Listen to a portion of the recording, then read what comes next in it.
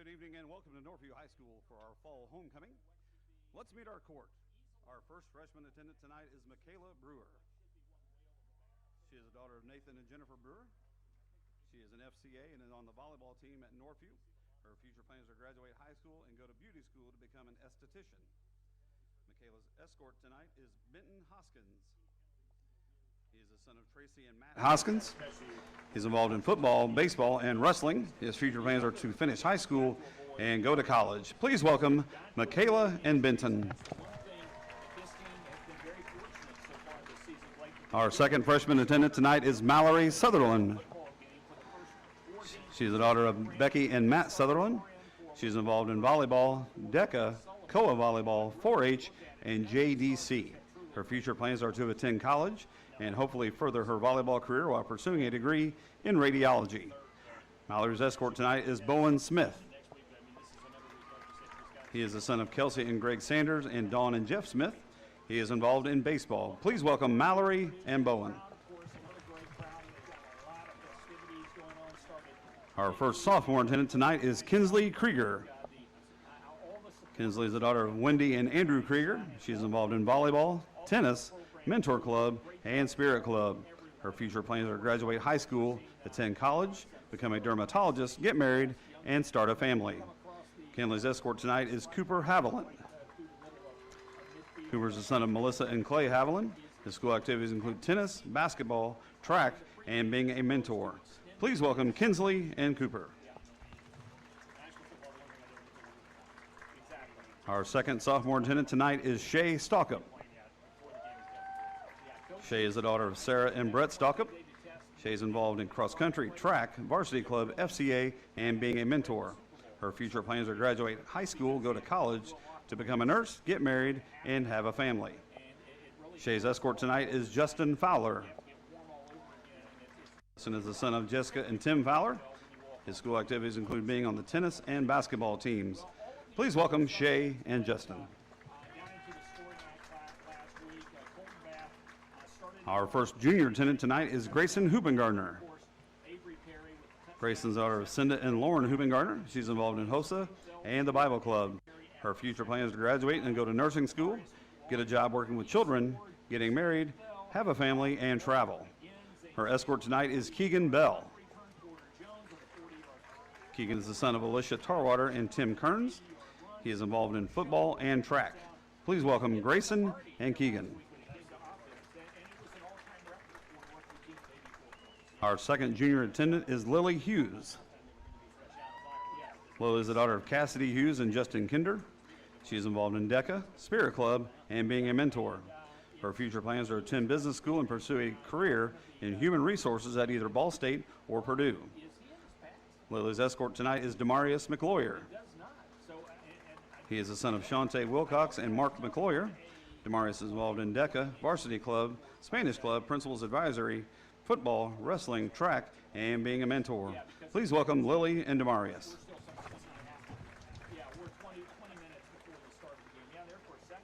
Our first queen candidate tonight is Cora Frederick. She is the daughter of Joy and Kirk Frederick. She's involved in cross country, track and field, National Honor Society, Excaliburs, and Spirit Club. Her future plans are to attend Purdue University and have a career in design, get married, and start a family. Cora's escort is king candidate Jerry DeCarly. Jerry is the son of Jan DeCarly. He's involved in football, track, and DECA. His future plans are to attend Indiana State University to major in construction management, get married, have 2 to 3 kids, and live in a nice home. Please welcome Jerry and Cora. Our second queen candidate tonight is Maggie Krause. She is the daughter of Amy and Josh Krause. She's involved in softball, euchre club, varsity club, principals advisory committee, spirit club, student council, and being a mentor.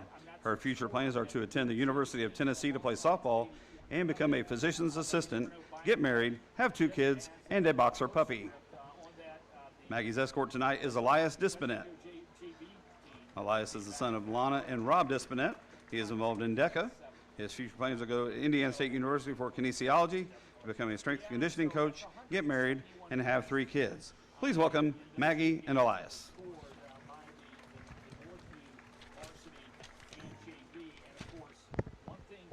Our third queen candidate tonight is Addie Murphy. Addie is the daughter of Micah and Chris Murphy.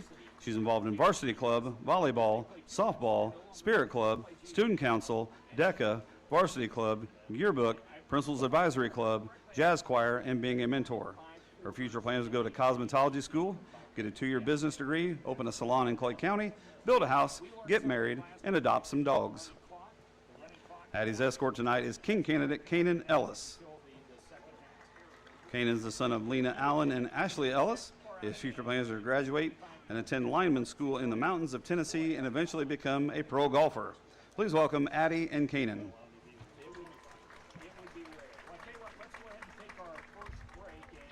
Our fourth queen candidate tonight is Brenna Stalkup. She's the daughter of Sarah and Brett Stalkup. She's involved in cheer, track, varsity club, spirit club, and being a mentor. Her future plans are to attend Indiana State University, become a physician's assistant, and specialize in dermatology. Brenna's escort tonight is king candidate Devin Orman. Devin's the son of Brandy Schrader and Ryan Orman. Devin's involved in football and wrestling. His future plans are to wrestle and play football at the college level and later become a U.S. Marshal. Please welcome Brenna and Devin. Our last queen candidate tonight is Kinsey Wilmore. She's the daughter of Shannon and Matt Wilmore. Kinsey is involved in tennis, Big Brother, Big Sister, Spirit Club, and National Honor Society. Her future plans are to attend college and get a nursing degree. Her escort tonight is king candidate Avery Perry. Avery is the son of Kelly and Dave Wilson. He's involved in football, basketball, track, varsity club, and National Honor Society. His future plans are to go to college, play football, and study exercise science. After college, he plans to get married and live a good life and adopt a dog. Please welcome Kinsey and Avery.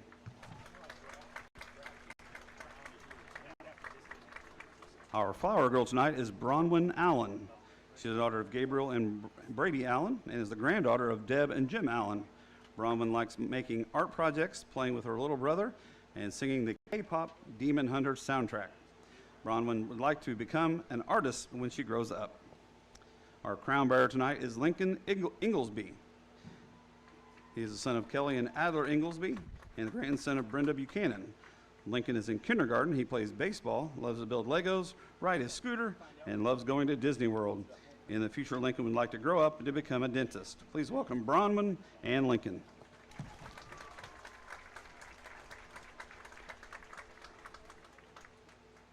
At this time, we'd like to welcome back our 2024 Queen and King candidate. Our Queen from 2024 was Delana White, and our King from 2024 was Brandon Brewer. They will have the honors tonight of crowning our new King and Queen. At this time, it is my honor to present to you the 2025 Fall Homecoming Queen,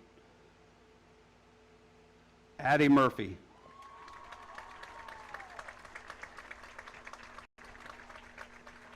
Welcome back to Jerry Anderson Field. Addie Murphy has just been named the Fall Homecoming Queen here during home pregame festivities as the Northview Knights get ready to take home Owen Valley. She's receiving her tiara, her sash, and her cape. So congratulations on what.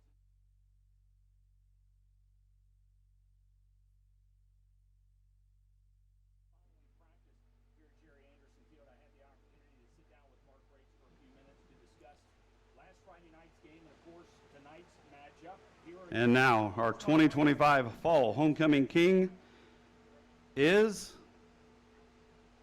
Avery Perry.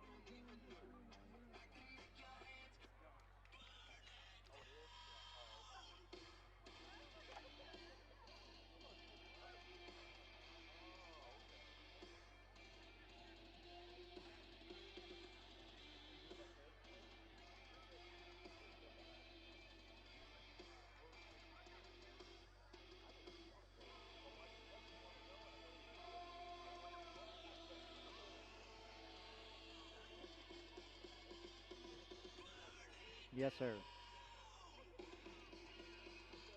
Yeah, Walt and I are here. We're ready to go. Oh, yeah, we're here. We're ready. All righty.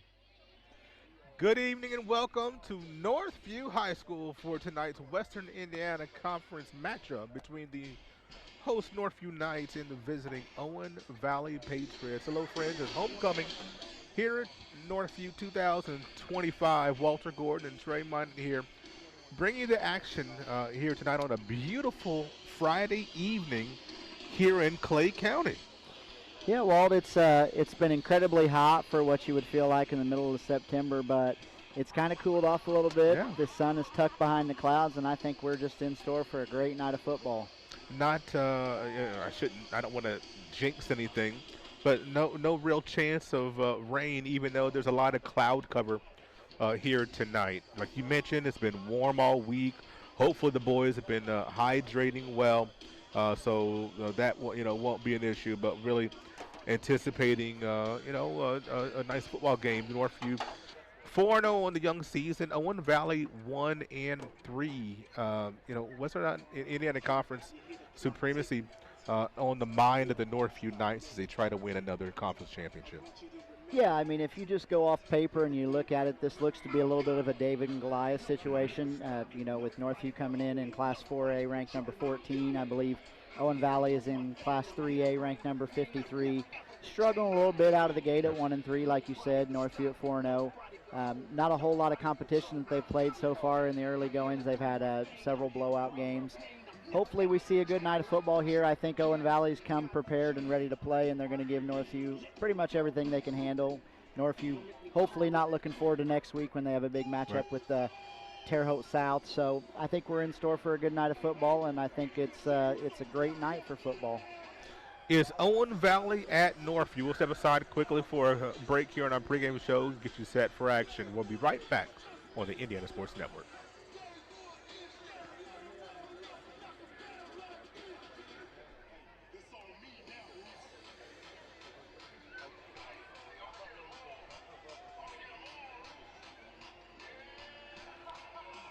Well, we mentioned these two teams, of course, the Northview Knights, undefeated on this young season. Owen Valley looking for win number 2, but you look at the schedule, Northview's schedule. There's only one team on their schedule that they played before tonight that is not to win, and that's Sullivan at 2-2. Played North and Speedway and West Vigo. Both of those teams, or all three, of those teams currently 0-4. So some would say, well, Northview hasn't played anybody, but as you mentioned, they have taken care of business every week. Yeah, I mean, Northview in this class especially is very senior driven. I believe they have 18 seniors, and most all of their seniors are at the skill positions. You've got Colton Bath at quarterback, over 500 yards passing, over 300 yards rushing with 7 touchdowns on the season already. Out wide, you've got Avery Perry, who was just the king out here for homecoming. You've got Slade Fell in the backfield. You've got a senior-driven line with Cale Allen, by the way, number 52. Wish him a happy 18th birthday right out of the gate tonight. So very nice. Northview is just very driven out there with seniors and a lot of talent. They've been playing football for a really long time. So, as you said, they've just came out. They've taken care of business. They've done what they're supposed to, and you can't fault them. They got to play who they play. And, of course, Owen Valley, we mentioned them being 1-3, looking for win number 2, as is Coach Eric Crouch in the second year at the helm of the Patriots. Owen Valley had a tougher schedule. Southmont and Edgewood, both of those were losses, and both of those teams are 4-0. They also have played Cloverdale. They got blanked against Cloverdale, who's got a couple of wins, and I've heard have some, how do I say? I'm just going to say it. They've got some transfers from Indianapolis, from what I'm hearing. So Cloverdale, maybe an infusion of talent, from Marion County, which we could very well see those gentlemen on the basketball court as well, which could make things very interesting with Coach Joey Hart. I digress. Get a little excited, but I'm a basketball head. But when you look at what Owen Valley's had to contend with, they're on paper, as you mentioned, playing the quote-unquote tougher teams. Yeah, I mean, it's just one of those things, whether you like it or not, it's where high school's going, especially with they're doing it in college with the transfers and everything else. Kids are being allowed to transfer. They're being allowed to do those types of things, and so it's the environment we live in, and it's just something that everybody has to deal with. Northview Knights getting ready to come on the field. No inflatable tonight. We're just going to run on the field and go between the lines of the marching band, who in full uniforms tonight. We'll see how much of their show they'll perform. But here come the Northview Knights on Homecoming 2025. Always a very festive atmosphere when it's homecoming. Of course, you mentioned Avery Perry, homecoming king. Addie Murphy, the homecoming queen here in fall homecoming. So very exciting. You drive up into the complex, you see a lot of cars, and the home stands is jam-packed. And so it's a very great night here for athletics here at Northview. Well, Walton, and one of the things I'm going to do a quick shout out here for is they had a little jam session out there in a parking lot earlier for all the parents and the students and everybody to get homecoming kicked off.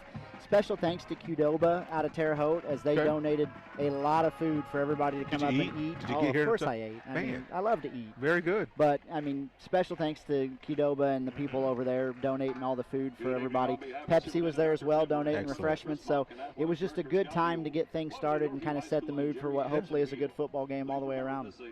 You know, and when you can set the atmosphere with food, you're off to a good start. Oh, absolutely. And so, you know, sometimes different schools have different tailgating situations going on. I know a couple years ago we had a game, Brebeuf at Terre Haute South, and Brebeuf tailgated very well. Oh, yeah. And they brought, you know, everything, and it was I got to partake in their food. So we'll have the playing of the national anthem here momentarily as Owen Valley now is stepping onto the field to a smattering of boos from across the stadium stands. And as you know, hey, you're the road team, you're going to get booed. And then, of course, the home team on the side that we're on,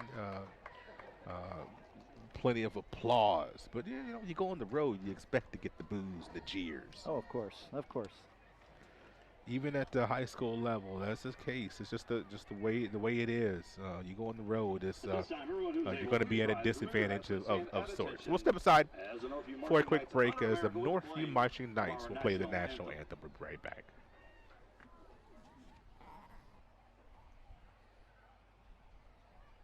You are watching the Indiana Sports Network Game of the Week. You are watching the Indiana Sports Network Game of the Week. This program is a copyrighted production of Indiana Sports Network and cannot be shown, reproduced, or redistributed in any way or in any form without prior written permission from Indiana Sports Network.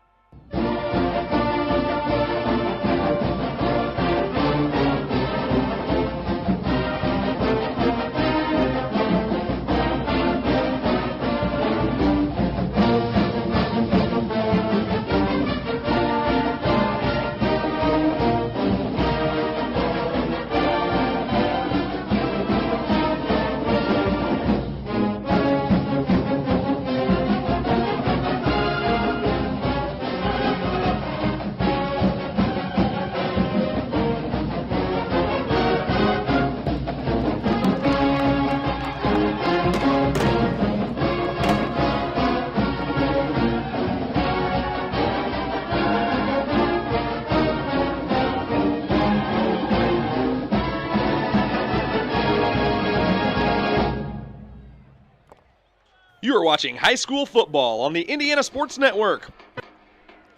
As we are back at Northview High School getting ready for kickoff here. A beautiful night indeed for football.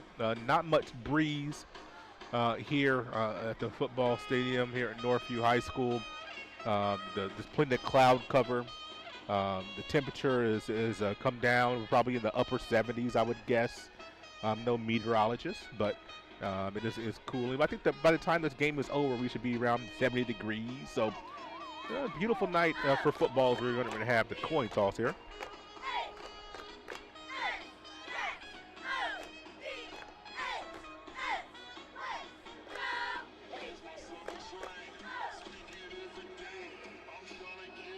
So many times you see the team, whoever wins, defer to the second half. It's kind of a very popular thing to do no matter what the level.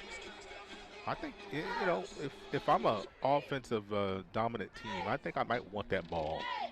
Yeah, Walt, if it's me, I'm taking the ball every time. I understand what they're trying to do, but I want to get the football first. I want to ram it down their throats. I want to score first and set the tone for the entire game. And Owen Valley did defer. They won the toss. They deferred to the second half. So Northview will get the ball first as the both teams are pumped up. The crowds are excited. The music is pumping. A lot of full bellies. Absolutely. Thanks to Qdoba, right? Well, I know yours is. Sorry, I just woke up. I was taking a nap from what I was eating earlier, Walt. I mean, what'd you say? Oh, man, I'm telling you, that's a good situation. So many times we come to these games and we're both hungry. Yeah. Today's not the case. Nope. Both of us are full. I didn't have Qdoba, but I did eat before I came today, so that was good. I won't be hangry in the third quarter. That's a good thing. That's a good thing. We had that game earlier this year. Yeah, and we did. It was not pretty. No. Well, back for the Northview Knights, Briar McCluskey and also Zane Scales. Zane Scales, another one of that senior class. Well, he has 4 interceptions early on in this season already for Northview.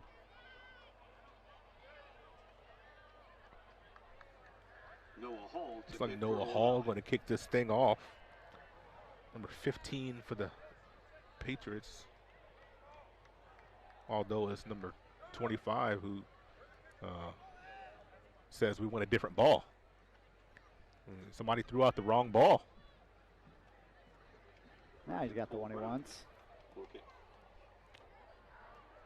Cole Browning is a freshman who looks like it's going to kick this thing. We're expecting Noah Hall, but we'll see what happens. Now we're going to throw out a third ball. Okay, we're going to get this thing right. Got to get the proper ball. Got to get the kicking ball. Well, maybe it's inflated differently. I don't know. Every kicker is a little partial to a certain ball, and with this not being their normal kicker, hopefully it's not an injury situation or anything like that, but he's got what he wants. Northview standing on around the 8-yard line. I think I might be on the 18. We'll see what this freshman can do. Yeah. And it's a good kick. 18 would have been appropriate. McCluskey does have it. He'll get across the 30. And he's got a seam. There's a flag on the play. He dips out of bounds at the 48-yard line. We'll see what the infraction is at the 38 or so. Looked like maybe a block in the back, possibly. Oh, yeah, well, holding on Northview to start the night. Not the way Queen Addie Murphy wanted. Coach Rates didn't want that either. No, and that's something we're going to watch in this game is, Northview has had several penalties in their first 4 games, a lot of holds, so hopefully that's not a trend for the night started for them already. What would have been great field position turns into average field position. They'll have the ball at the 26-yard line. Yeah, definitely not backed up in their own end zone, but you'd like the 36 much more. Colton Bath. Going to start this thing in his usual shotgun perch. Sade fell to his right. Fell's got it. And he's got a hole. And a guy holding on for dear life. First down. And a little bit more tackle made by Carter Sawyers. Looks like they officially mark him at the 42, so that's about 16 yards on the first run of the night. Not bad. Fell. I think Coach Rates would take that average, Walt. Yeah, I think so. I don't know too many coaches that would turn that one down. 2 receivers on the far side. May see a heavy dose of run tonight. Northview typically not in too much of a hurry. Bath looks downfield. Perry wide open. Touchdown. Oh, premature on my part. I'm sorry. As Perry gets tackled on the 2. Tackled on the 2. Oh, I'm sorry. Great tackle there by Owen Valley to, at least for the moment, stop the score. But what a connection that Bath and Perry have, as you see it right out of the gate. He floated that thing up over 2 defenders, and Perry just had his man beat from the very jump, Walt. If looks could kill, I might be in ICU right now because the gentleman to my right did not like my premature celebration. Well, you know. I don't blame him. Yeah. I don't blame him. That's all my fault. We'll see what Bath can do on first down. I'll wait for his signal. There it is. Touchdown, Colton Bath. His first one of the night, his 8th on the season. 3-yard You hear the touchdown. fireworks going off in the background. I believe those fireworks were donated tonight by Wabash Valley Plumbing, so thank you to Wabash Valley Plumbing for the fireworks. When's the last time you saw Avery Perry get caught from behind? You know, it doesn't happen very often. That's why I said what I said, but he did have to wait for the ball quite that was kind of embarrassing, I'll be honest with you. It's all right. It's all right. If that's the worst thing that happens to me tonight, then I think I'll be okay. I think we'll be all right. Lucas Probably won't be Whitman the back for worst. the extra point here as he nails one through. 7-0 your score. We'll step aside. Be right back.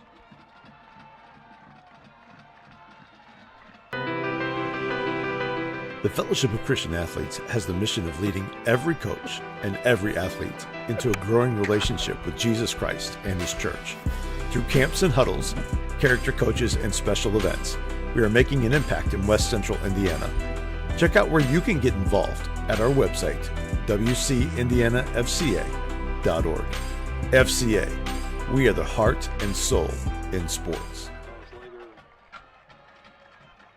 You can get the latest high school and college sports information, plus great original sports stories at xlhsports.com. Fearless Designs is still your champion for the finest in laser engraving. Trophies, hats, key rings, mugs, license plates, signs, and almost anything you can dream of are all available. Fearless Designs is a local company now serving the entire United States. Contact Fearless Designs for all your gift and promotional items. You will be glad you did. You're watching Northview High School football on the Indiana Sports Network. Carbon heat. Well, the Northview Knights, the 3-play 74-yard drive to get on the board. Lucas Whitman will kick this thing off. A very nice kickoff, and it looks like it's in the direction of Jake Hedrick. He's got the ball looking for some room. Not going to find much. Down at around the 20. As he is wrangled down quickly by, I believe, Logan Bell, number 5, out there for Northview. Let's see what Owen Valley can do here with their first offensive drive. Is that, like you said, 3 plays, 74 yards, 55 yards through the air from Bath to Perry, and then Bath runs it in from 3 yards. So Owen Valley needs an answer here, Walt. If anything, if no score, they need a long drive to start here to keep that defense out on the field for a while, because we've seen what Northview's offense can do. Owen Valley needs to answer. Well, that drive's going to start at the 21-yard line, and shotgun as per usual for many high school quarterbacks, and it's going to be a handoff up the middle. The quarterback, Parker Filippi.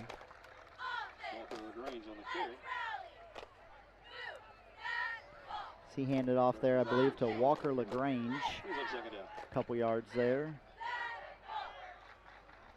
Well, they're saying he lost one.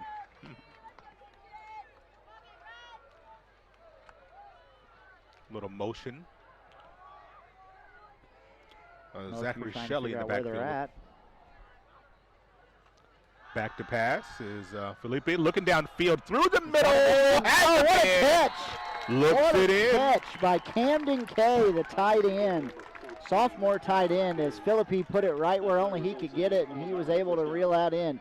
What a play. Put plenty of air underneath that football. Gave his receiver time to run under a big first down. Yeah, you can see he kind of led him right, Walt, to where Kay was able to just run right underneath it in stride and able to make the catch. 4 receivers in the route for the Patriots. Back to pass under pressure, quickly out, and should have been caught by Ethan Murray. Went right through the wickets as he was trying to turn upfield before he caught it. Yeah, he saw the defender coming, but he knew he had some room if he got by that first defender. So I think he was, like you said, he was looking upfield already, trying to, break away there. First thing you got to do, Walt, you got to secure the football. Good job by Parker to see the pressure and get that ball out quickly. We'll see how that progresses. And Northview, how much pressure will they be able to get here tonight? Full house backfield, even though both backs are flanked. Hedrick going nowhere. He lost a few. He was quickly wrapped up by Carter Raines in the backfield. Loss of about 4, I'm going to say. Big third down, 3rd and 14. Probably not where the Patriots wanted to be. And, you want to stay in front of the chains. Good down and distance. 3rd and 14 is a tough one. But we'll see what they can do here on this opportunity. Well, we talked about it. They needed a good drive, and they had a good start to the drive. They got to figure out something here.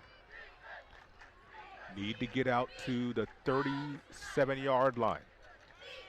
Looking back to pass, has time. Now pocket breaks down. He was looking for Sawyers under pressure. That one falls harmlessly to the ground. You would think it might be a punt situation, seeing that they didn't get anything on 3rd down.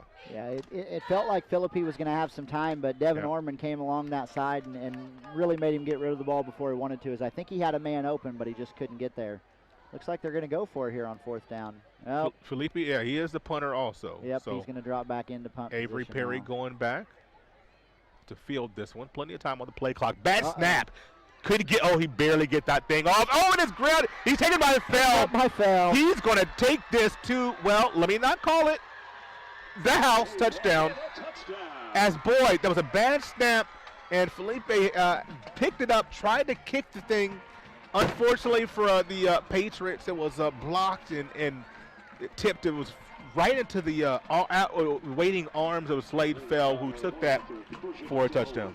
Yeah, I mean, that was, like you said, a product of a bad snap. He was lucky he even got it, but you almost want to see him there just kind of tuck that one and maybe try to get a couple yards out of it. He still got the punt off. It just, happened to bounce right into the hands of Fell. So unfortunate there, is now Northview's up 13-0, potentially 14 here with Whitman at the extra point. Kick is up. Kick is good. Not the way you normally see a scoop score after a punt, but nonetheless 14-0. Patriots down 2 scores.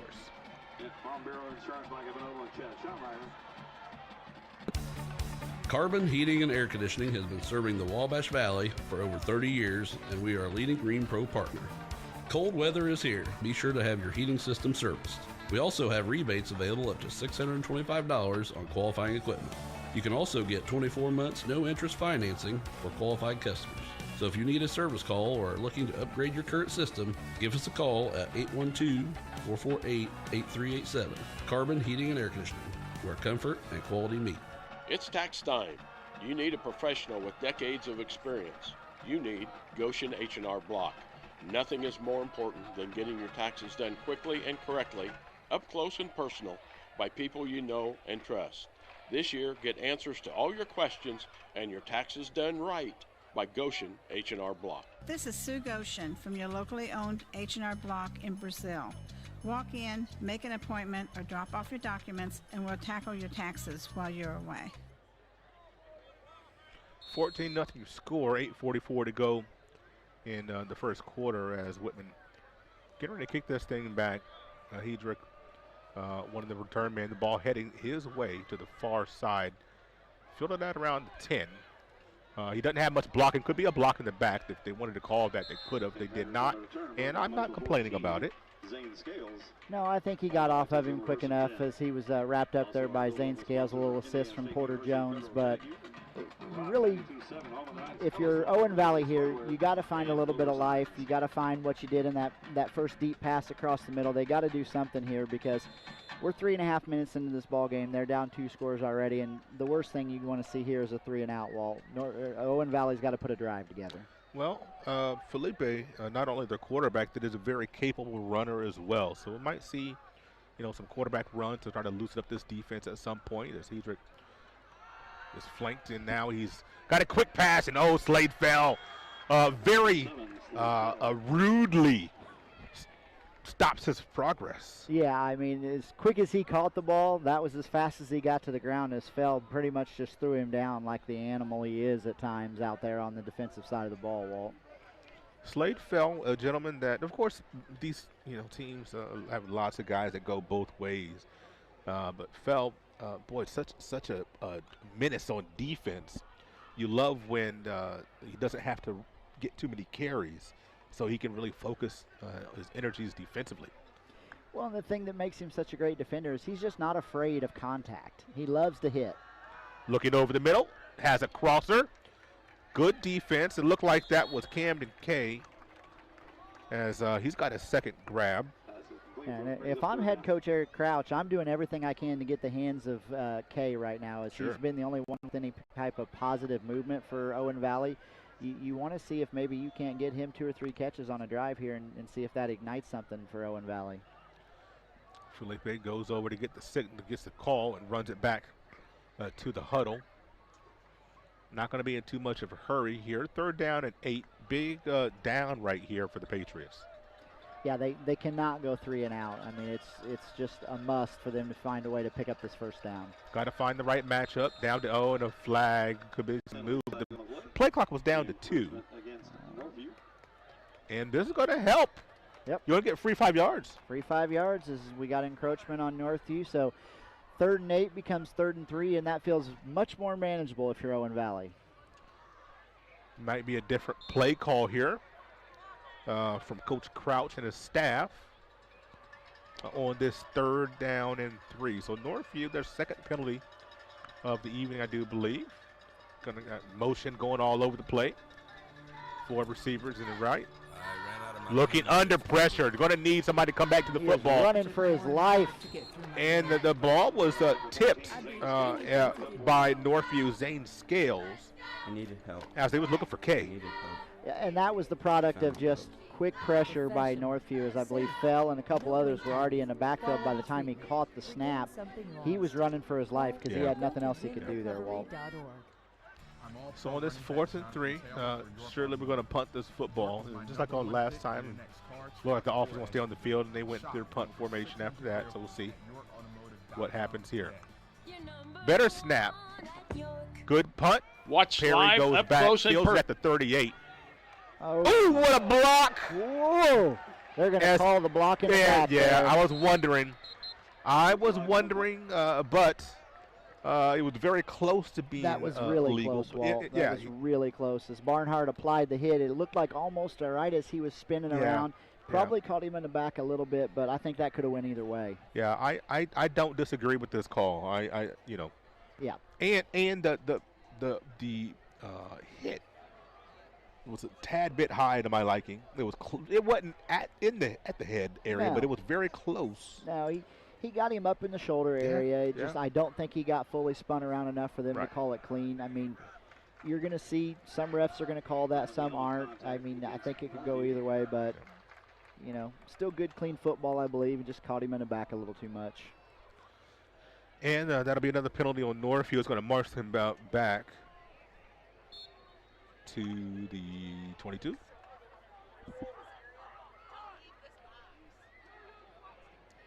Colton Bath might be thinking, well, it's 78 yards we have to rack up here. Demarius McGloyer with the ball on his first carry. Runs a man over and gets close to the 1st down. He packs a punch, does McGloyer.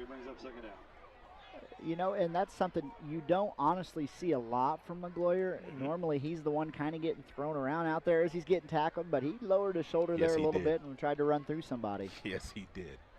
2nd down and 1. As we talked about, loving the fact that the Slade Fell, you love when he doesn't have to take all the carries. And tonight, hopefully, will be one of those nights, especially this 1st half. See how this progresses.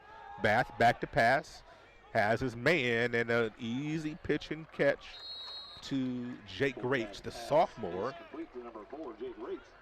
That play results in a Northview. Tackled by a couple Patriots there, but what you love to see there with Bath is he was throwing that football before Rates was even out of his break. I mean, Rates hadn't even spun around.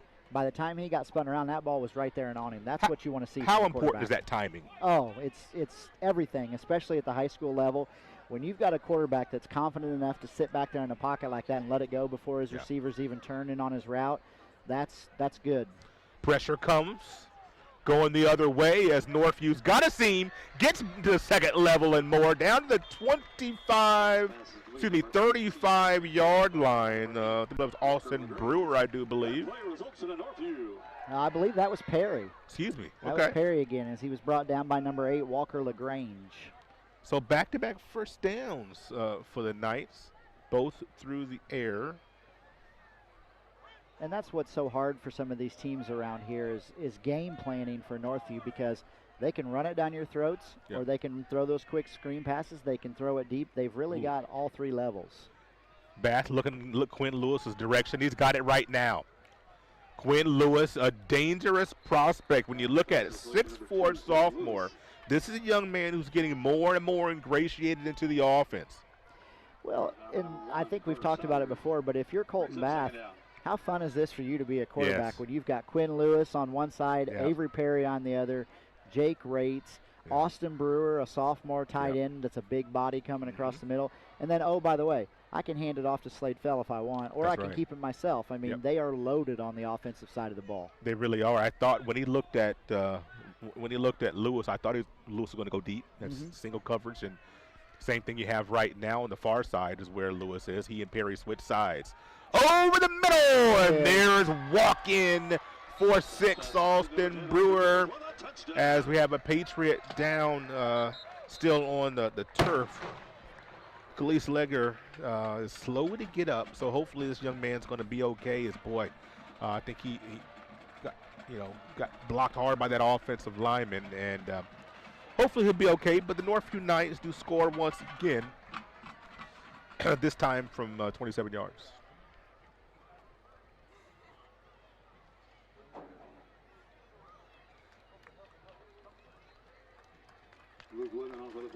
Leaguer is up and walking under his own power. That's good to see. I'm thinking maybe he might have took a helmet right in the upper leg area there, Walt. Okay.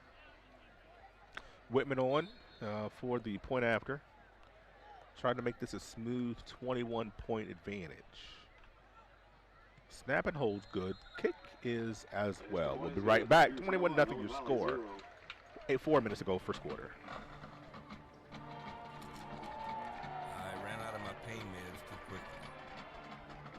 I took more and more to get through my day. I did anything to get them. I needed help. I needed hope. I found them both. Professional, safe, no wait times, quality treatment. Regain something lost. Call or go to winrecovery.org. I'm All-Pro running back Jonathan Taylor for York Automotive. York is my #1 pick for your next car, truck, or SUV. Shop from over 600 vehicles at YorkAutomotive.com today. You're #1 at York. Watch live, up close, and personal the best games in the greater Wabash Valley on Indiana Sports Network.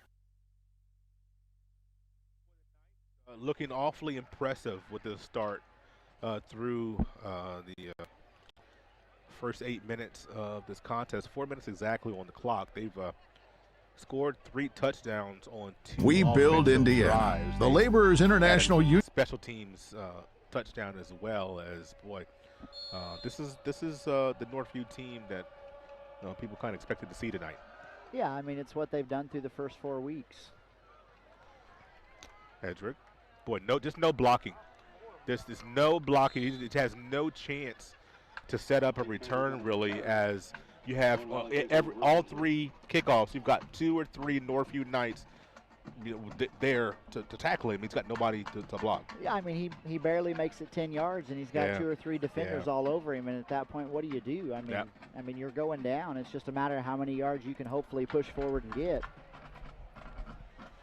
Well, we've said it before. It's a very important possession here for the Patriots, as just got to stay with it.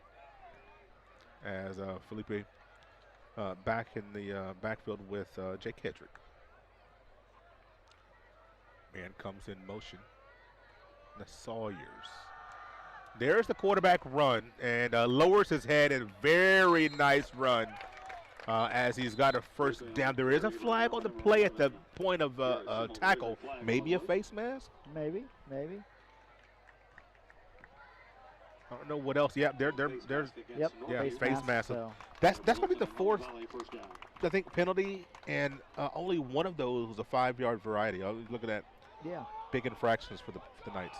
And it's something that, going into games later in the season that Northview are going to, have much more stiffer competition. They're going to have to clean up because they get called for a lot of unnecessary penalties on their side, both sides of the football, honestly. They got to figure that part out if they want to go deeper into the postseason, Walt. 1st and 10 from the 39-yard line. Kay in motion. Hand off to Hedrick. Nice cut across the 50 to the 49-yard line. Very patient running. Yeah, he saw the hole. He was able to cut it back, and he was able to get upfield. If you're Coach Crouch, maybe we call a few more run plays here because they've been able to gash Northview a couple times here. They had the early pass early on that was, went for positive yards, but these first 2 plays here, they've looked really good. Their blocking scheme has been good, and Northview defense may be looking a little gassed at the moment. They have been on the field a little bit, but they shouldn't be getting gashed like that already. Flag. So we got a little motion. It's going to be 5 yards going the other direction as Owen Valley hurts themselves right there. Looks like who was that? One of the offensive linemen, a little gimpy. It looked like big number 71, Gavin Pardue. I think is who I'm seeing is maybe a little bit gimpy, toughing it out there. And if you're Owen Valley, that's the number one thing you did not want right there. You've had 2 positive momentum plays, and now you're pushed 5 yards back. 5 yards doesn't sound like a lot, but 1st and 15 is no fun. 4 receivers, 3 receivers in a route, bunch formation, as that was going to stay on the ground. Shifty movement. That looked like it was going nowhere, and he got 5, maybe 6 yards out of it. That was a very nice run. I am impressed with the last couple runs with Hedrick as he has been so patient. Yes. He's used his feet well and been able to shift and find the hole and get positive yards. I mean, that play was dead to rights, 2 yards in the backfield, and he's able to get 5 there. So back to the original line of scrimmage, 2nd and 10. Owen Valley is doing what they need to do here as far as putting a drive together. Now they just got to get across this side of the 50 and punch it in, Walt. They say patience is a virtue. I'm also probably not very virtuous. Oh, a flag. That might be on Northview. It looked like they were lined up. It looked like Slade Fell. Looked like Fell was lined up in the neutral zone. Yeah, Fell was. He was ready to go play sack the quarterback, and he forgot he's got to wait till the ball snapped. So there's a free 5 once again. It's going to be 2nd and 5 here for Owen Valley. Yeah. And if you're Owen Valley, you're happy with where this drive's going right now. 2nd and 5, they finally got on this side of the field. Now they just got to figure it out and get some points on the board. Oh boy, Felipe under pressure had no time with which to work, and I think that might have been McCluskey. Briar McCluskey, number 22, as he was in the backfield, unblocked, and all the positive momentum that they've had just kind of went away as that's a loss of 9, now 3rd and 14. Walt. How many times we've seen the Knights in the backfield? Several times. Yeah. Bringing pressure. I mean, they've got the defense drawn up where those outside linebackers are pretty much coming untouched almost every play. Yeah. Let's see what we draw up here, 3rd and 14. Ooh, boy. Motion now. 3 receivers the right side. Got to get some blocking over the middle. There's K. He's got it. Good hands. This is probably they're going to go for this 4th down, I would imagine. Be 4th and, 1 or 2. Probably 4th and 2. Definitely go for it here. If you're Owen Valley, all you're thinking about right now is getting to the end of the 1st quarter with the football in their hands still. That means you get this 1st down right here. How about K bobbled it, but the wherewithal, knowing the hit is coming, to be able to gather, bring that in to get that big reception. I'm so impressed with Kay as he's got really good hands when it comes to receiving that football, Walt. 4th down and 2. Big play for the Patriots. Need to get this right here. Play clock down underneath 5. Down to 2. Got it off. Pass play. Looking Felipe under pressure, going to get sacked. Oh, boy. A positive play for the Northview defense, gets the ball back for the offense, but just not enough time to let that play develop. Devin Orman crashed the backfield, and Felipe looked like he was going to be able to get away from him, but then McCluskey came in and put the final boom on, and Northview's going to take over right around now they're the 42, so still on their side of the field, but just a disastrous end to that drive for Owen Valley. So many times he talked about lane integrity with your defensive front, and didn't give any way for Felipe to bounce that thing to the outside. 1st and 10 for the 42. Probably the last play of the quarter. We'll see. What do you think? Do they take a shot here, Walt? I don't know. I wouldn't. And flag. Oh, mercy. Well, you got the end around. That could have been a shot, as Perry has the ability to take anything to the house. But it's going to be 1st and 15 now for the Northview Knights. And honestly, if you're going to pick on anything that Northview's done wrong tonight, it has been penalties. They've That's probably lost 40 yards to penalties. That's more than that. Yeah. At this point, we're probably above. We're at 60. Yeah. 2 false starts. They've had 4 10-yarders, I think. So face mask in there. Is that 10 or 15? I believe face 15? mask is 15. Yeah. So I mean, we're right at 60 yards penalty, I'm sure. 1st and 15. Rates in motion, and Bath's going to keep it. Oh, what a hit! He is what a hit! Tapped up by Parker Green. And that'll end the first quarter. 21-0 your score. And Northview will have the ball when we come back. We build Indiana. The Laborers International Union of North America are building roads and bridges to get Hoosiers where they're going today, and a new energy infrastructure that will keep Indiana competitive tomorrow.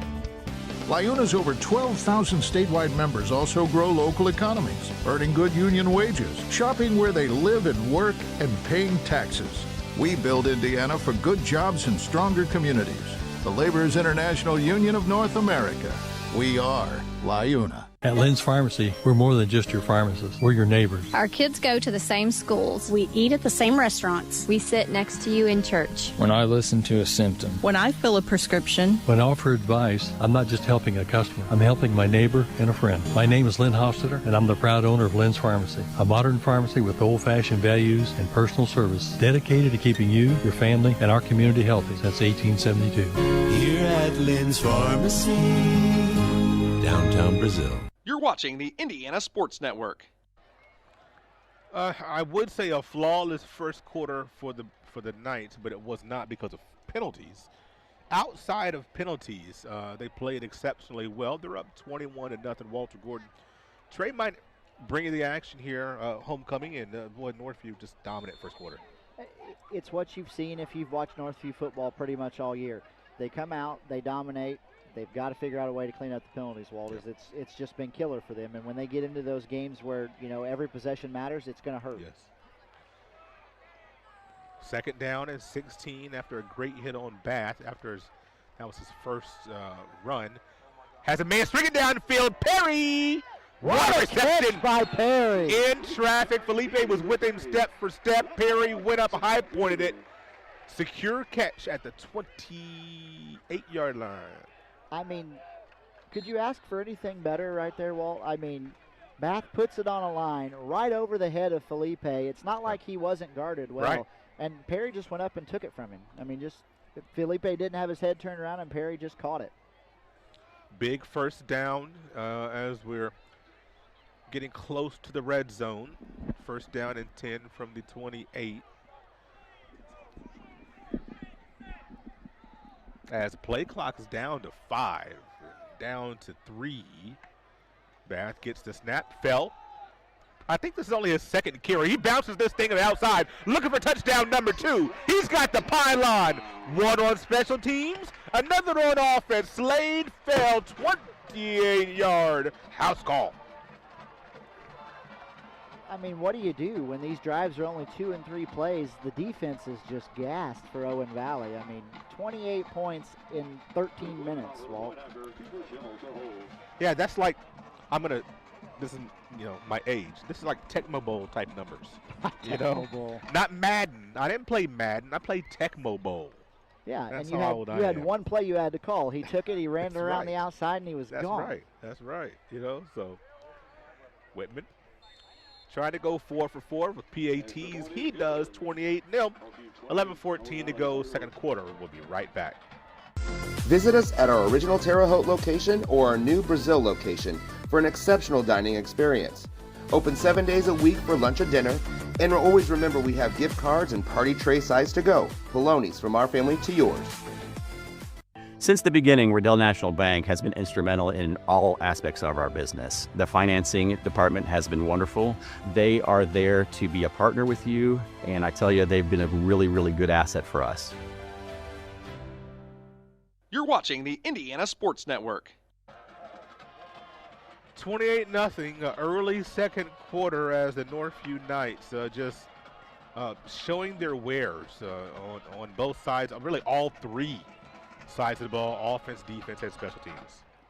Yeah, I mean, this is game number 5 on the season, and it's going just like all the other 4. Well, I mean, they just come out and they dominate both sides of the football against these other schools, and it's fun to watch at times, but I guarantee you when they get into a game next week with Terre Haute South, it's not going to be like that, and you're going to see how they respond at that point.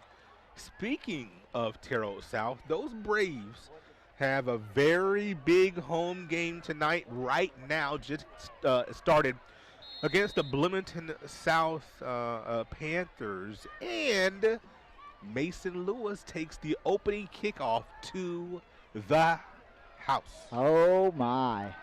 Oh, bobbled by Hedrick. He's got to get the ball. He actually took a knee. He got hit, and I know the Old Valley Patriots fans don't like it, but, you know, wasn't quite sure if, you got to play to the whistle. But he bobbled the snap. But, yeah, Mason Lewis, who big touchdown last week in the North-South game, started the scoring there, and he starts the scoring again tonight. You just don't kick off. You just don't kick it to the guy. I love what we have over there tonight. Oh, yeah. Across the field. He's out in full effect. Absolutely. He was here at last week's home game, and he's out there loving what he's seeing from Northview right now. So somebody tell Coach Rates next week, don't kick it to Lewis. That's 2 weeks in a row with a kickoff return. Don't give an opportunity. Here comes the Patriots from their 15-yard line. Not getting much there. But again, good quick feet by Hedrick as he was able to scoot through and get a couple yards there instead of losing anything, as he was brought down by number 58, Devin Orman, as we've called his name several times tonight already. Offensive line for the Patriots trying to open up some holes, give some good blocks. Knights trying to get into the backfield. Felipe looks at the wristband after getting the signal. Owen Valley going to a little bit of a hurry up here. Changing the play at the line. Looks like a little swing pass. Ooh. Caught and met for a minimal gain there was Kay. I tell you what, I really like a lot of the formations, the motions that you see from Owen Valley. Yeah, they've got a lot of movement out there, and at the high school level, that's tough to do sometimes to get kids to be able to remember and figure out what they're doing. Yep. I like what they did there is you want to get the ball to your playmaker, and Kay has been their playmaker. Unfortunately, he was just stood up by Mackey as soon as he touched the football. But if you're Owen Valley, you've got to find a way to put the ball in his hands as much as possible as he makes things happen. Case touched the ball multiple times. Probably that might have been his 4th or 5th touch tonight. 3rd down and 9. Felipe back, looking, surveying. Has Sawyers enough for a first down, I do believe. Yes, out to the 31. Nice little shovel pass. And he laid his shoulder into McCluskey as he was trying to tackle him, and he sat him on his back out of bounds, Walt. So maybe that gives Owen Valley a little bit of life.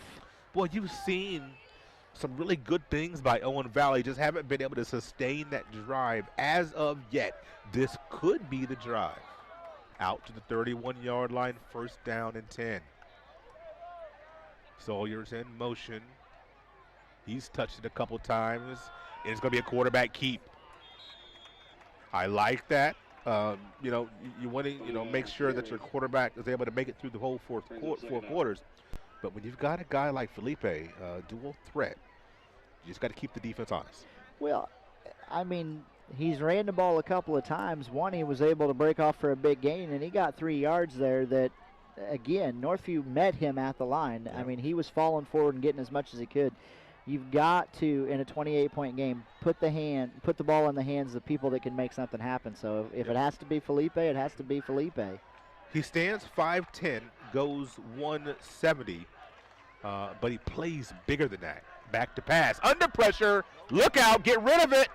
He does not take the sack, very big. That would have been a sack that would have really put them back, but you get rid of the ball and live to fight another day.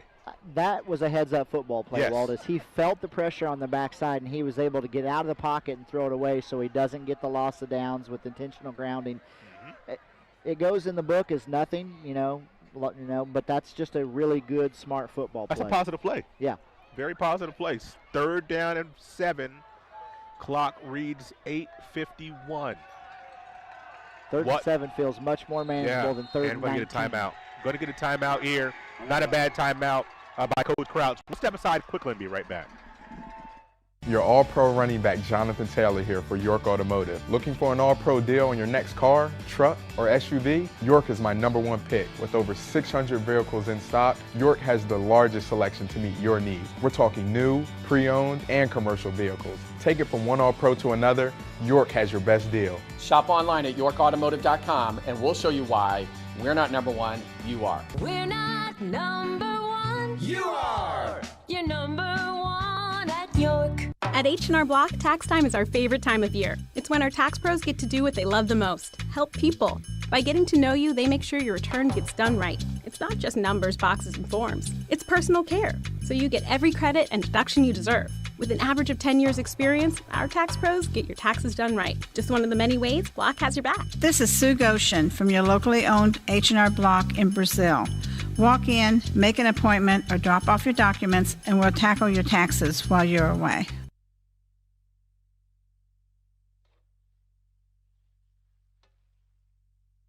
You are watching high school football on the Indiana Sports Network. Out of the timeout, 3rd down and 7. Big call. It's a good timeout by Coach Crouch as we dial up our best play. Safety help on the near side. Man in motion is K. Need some time. Setting up the screen just wasn't there. Ran out of time. The play just didn't have time for it to develop again. Pressure by the Knights. Yeah, I mean, Northview was very aggressive there and brought pretty much everybody, and Philippi just didn't have any time. I want to apologize to the Owen Valley fans. We've been saying his name wrong all night. The beauty of being on this side is I was able to ask some of the parents. So it's Philippi, so we will get that right going forward. Yes, we will. You know, sometimes you have to 50-50 chance. Yeah. And tonight, of course, close to a block bunt. Fair catch by Avery Perry. 36-yard line is where we'll begin after this message.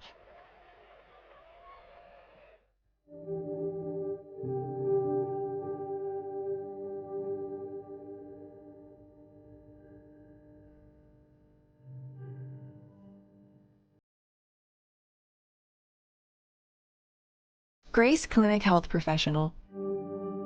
Affordable, compassionate, comprehensive healthcare for the whole family. In Terre Haute and Greencastle. Zane Scales at the bottom of your screen. To the left of him is Avery Perry, 1st and 10. From the 37-yard line, Bath gives it to McCloyer. He hits the hole across the 50, swung down around the 47-yard line. Jake Heydrich with the tackle there as he was able to wrap up McGloria and bring him down, but not before he picks up, 20? Yeah. Big gainer once again by McLawyer. Just a big fan of that young man.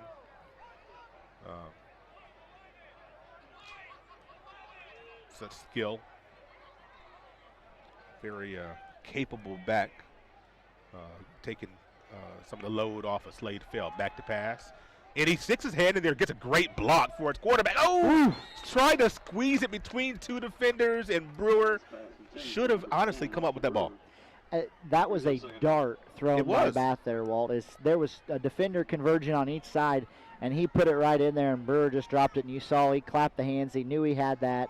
Just that wasn't able to come up with it, but, man, what a pass there by Bath. I'm going to go back to this block in the backfield. If you want to be a running back here at Northview, you got to be able to pick up the blitz. And DeMaurice McGloyer, great job picking up the block of one of the defensive linemen who he stuck his nose in there and held his own for just enough time to be able to give Bath, the time to scramble and get into the right side. So, I give credit to DeMaurice for, being outgained by 100+ pounds and a lot of times he gets thrown around like a rag doll out there, Walt. Yep. 2nd down and 10 from the 47. Looking. And that one might be low. Oh, he did. Did he catch that? He caught it. Wow. Jake Rates with the catch. That was a tough catch as stuck his foot in the ground and made his cut. Kind of shielded by the Owen Valley Patriots there, but the trajectory of the ball, I thought it was going to end up being low, but it goes for a first down. But this is what you just don't see in high school football a lot, is a quarterback like Bath who's that dual threat with the passing and the running, but he commands this offense at all times. He gets the play from the sideline, he makes the call, and he gets everybody where they needs to. It's fun to watch. 1st and 10 from the Patriot 36. Pressure coming from the near side. And there's floats one down. Should be a touchdown. Oh, it is. Avery Perry to the house on a beautiful 36-yard pitch and catch by Colton Bass. I mean, does it get any prettier than that, No. Walt? I mean, he threw that ball right up, and Perry ran right underneath it, and all he had to do was fall to the ground and catch it. It's just an incredible pitch and catch there. The homecoming king scores a touchdown for his queen, Addie Murphy, as Whitman on there to make it 5-5. And he does. 7:29 to go. 2nd quarter, 35-0. Watch live, up close, and personal. The best games in the greater Wabash Valley on Indiana Sports Network.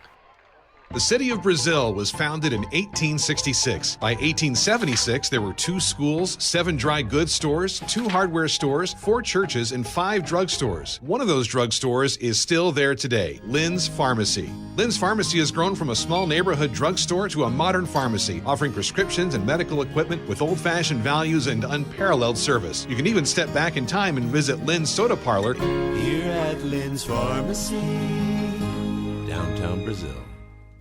Visit us at our original Terre Haute location or our new Brazil location for an exceptional dining experience.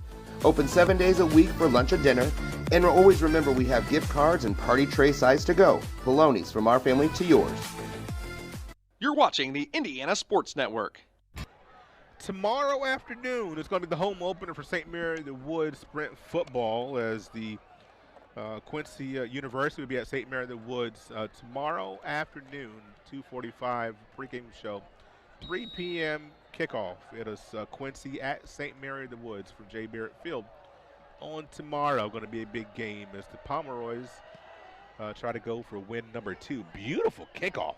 Oh my! It checks up at the 2. Oh, disaster strikes as the Patriots will be inside the 5. That was destined for the end zone. You just knew it was going to bounce in the end zone, and it checks up like a Trey Minot 8-iron.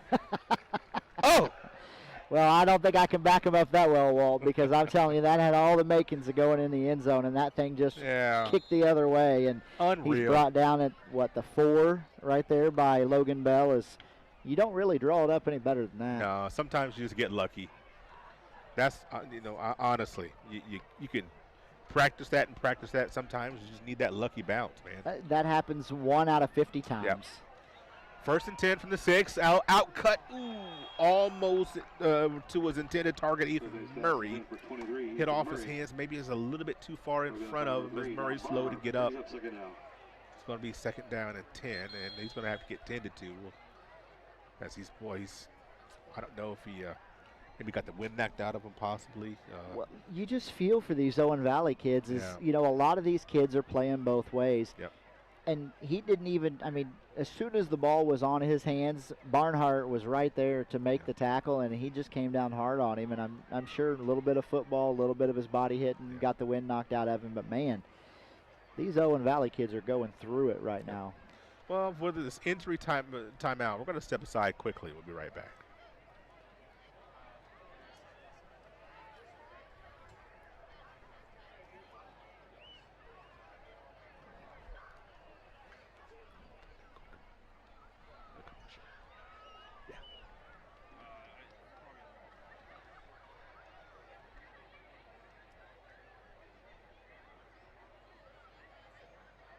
I'm All-Pro running back Jonathan Taylor for York Automotive.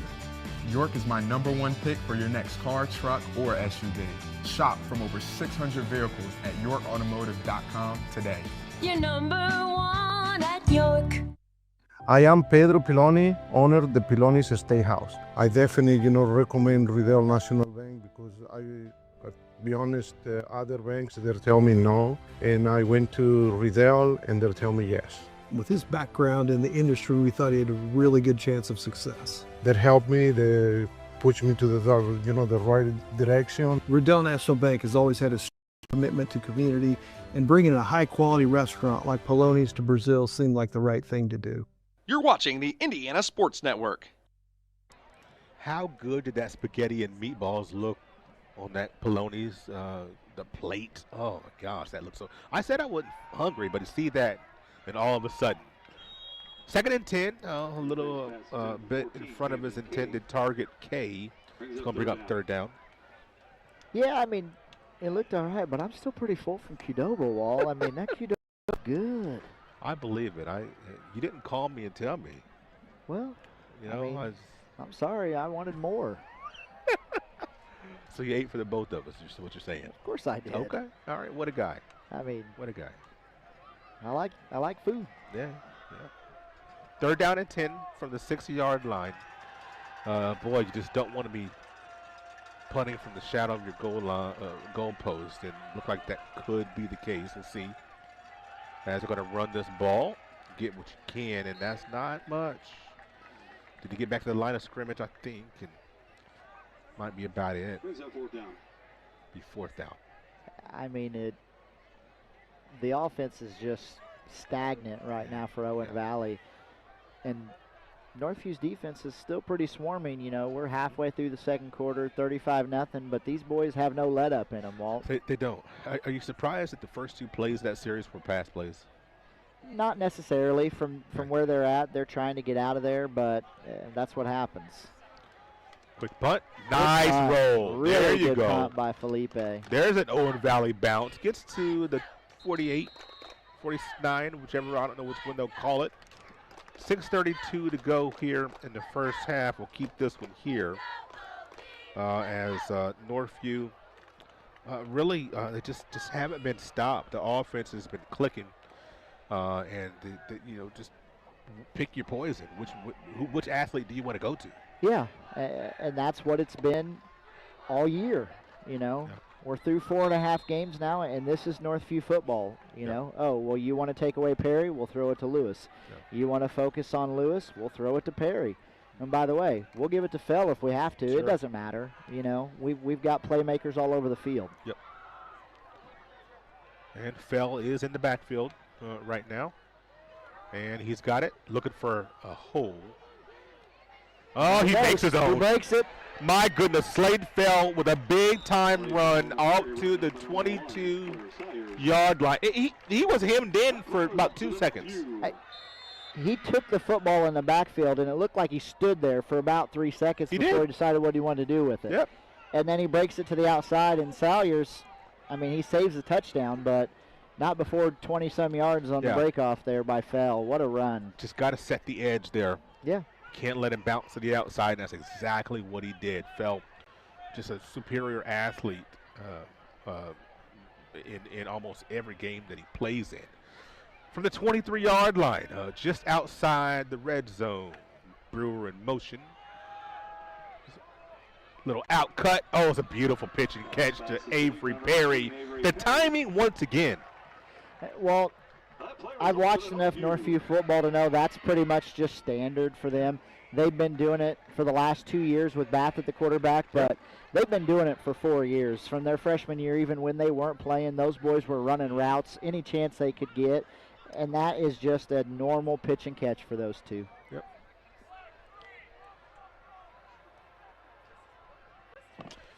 Well, we are inside the red zone now. Ball placed. Oh, boy. Oh, no, catch that again! A one-handed catch by Slade Fell. The hat trick. Wow, what a grab. Oh, my goodness. That doesn't get much better right there, Walt. Slade Fell reels him in. His 3rd overall touchdown on the night. 1 on the ground, 1 through the air, 1 on the defensive side. As you can see, the camera's focused on what is new Northview baseball coach Jacob Harden back there, standing with the old baseball coach Craig Trout. Mr. Buell looks like sitting there on the John Deere, so good to see Harden getting himself acclimated back into Northview. Kick is up. Kick is good, 42-0, 5:40 to go in the first half. We'll be right back. Carbon Heating and Air Conditioning has been serving the Wabash Valley for over 30 years, and we are a leading Green Pro partner. Cold weather is here. Be sure to have your heating system serviced. We also have rebates available up to $625 on qualifying equipment. You can also get 24 months no-interest financing for qualified customers. So if you need a service call or are looking to upgrade your current system, give us a call at 812-448-8387. Carbon Heating and Air Conditioning, where comfort and quality meet. It's tax time. You need a professional with decades of experience. You need Goshen H&R Block.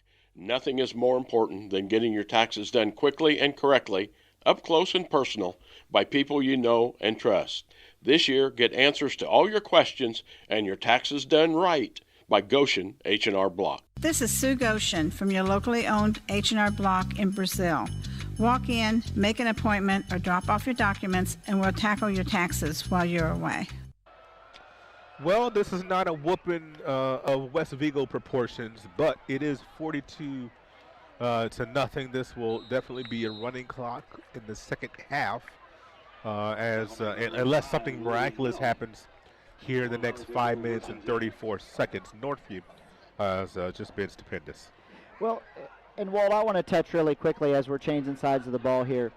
When Tony came to me and asked me about doing announcing and things of that nature, I thought it was a wonderful idea just because I love what he does, being able to bring sports in this area to people, but to be able to stream it like he does and show people anywhere they want to be able to watch, like Slade Fell tonight. I know he's got family in Louisiana, and I know they're watching from Louisiana, and to be able to see the performance he's putting on tonight is awesome. Yep, absolutely. As Hedrick kind of trips in the backfield, looking for a hole, not able to find anything. And you are right. Not everybody can make it to the game, especially if you live out of town and out of state. And to be able to tune in and be able to watch your loved ones on the field of play is a special thing. Well, and the best part about it, some of his family was able to make it up here tonight, but, just checking the live feeds and stuff on social media, I've seen some of his other family that's back home in Louisiana commenting that they're watching all the way from Louisiana. Excellent. That's what this is about for me, and I know Tony and all the crew here with Indiana Sports Network is being able to provide a solid product for people to watch wherever they're at. Philippi downfield, looking for K. Oh. Almost had him as it kind of just turned to the last second as it was Garrett Schimmel in coverage. Nice ball once again by Philippi. I mean, and that's a catch that K makes probably 7-8 times out of 10. He just wasn't able to bring that one in, and that's the way it's going for Owen Valley tonight, unfortunately. Nothing really has gone right on either side of the football for them besides a couple of plays here and there. This is a team that just a couple of years ago won back-to-back sectionals, the 2022, 2021. As the snap, I think, came a little early Philippi wasn't expecting that, and he gets sacked. And that I don't know if just had the snap count wrong.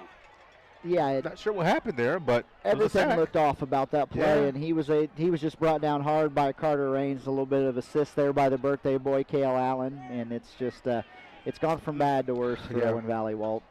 So they're going to have to punt this thing away on 4th and 22. And back is Zane Scales. He'll put his feet at the 40. As Felipe, it's a flag. No, it's a flag. What do we have here? A movement. So instead of being at the 14, we're going to be at the 9. And make things a little bit more difficult, more tenuous. As Owen Valley just can't sustain any type of drive on the offensive side. I mean, it's 3 and out after 3 and out. You know, they had a couple drives early where they were able to put 5-6 plays together, but since pretty much the start of the second quarter, it's been 3 and out for Owen Valley, and that's just tough for your defense, especially to have to be on the field that much. Standing 2 yards into the end zone. Good snap. Ball, it should be fielded at the 37, and here comes Northview down the sideline. It's the second special teams touchdown of the night. Yep, that's a boy.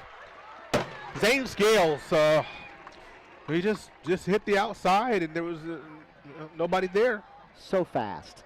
I mean, he took that football. There was 3 defenders in his way, and he just blew right to the outside around the wall, and he was gone. Second special teams touchdown. I've heard multiple times in the last couple of weeks, if you get a punt block, the chances of you winning the game are minuscule. The Knights blocked a punt in the first quarter, and have just been rolling ever since as we're 7th touchdown, and only 5 of them offensive, as it's now 49-0. Just under 4 minutes to go in the half. We'll be right back.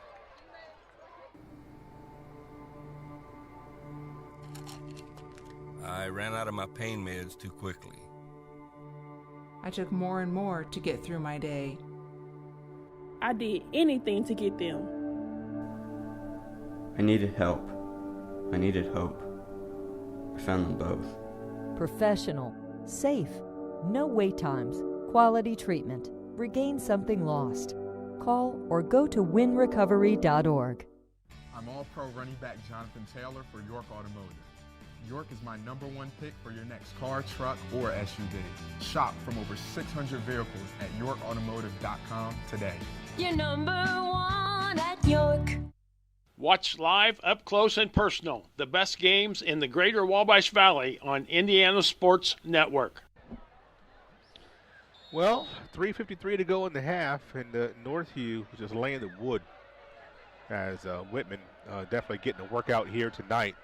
Another really good kickoff fielded by Khalees Ledger.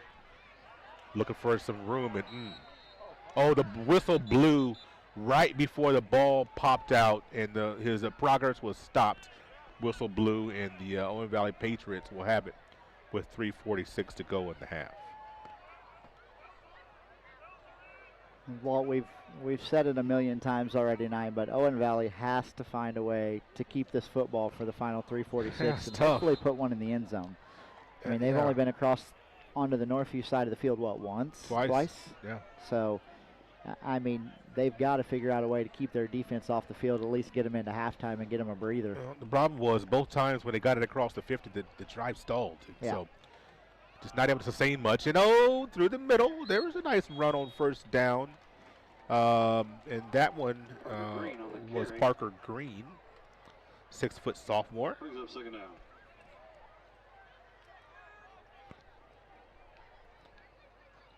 Owen Valley going through the air quite a bit. And really, they probably knew they weren't going to be able to pin their ears back and run the ball down Northview's throat.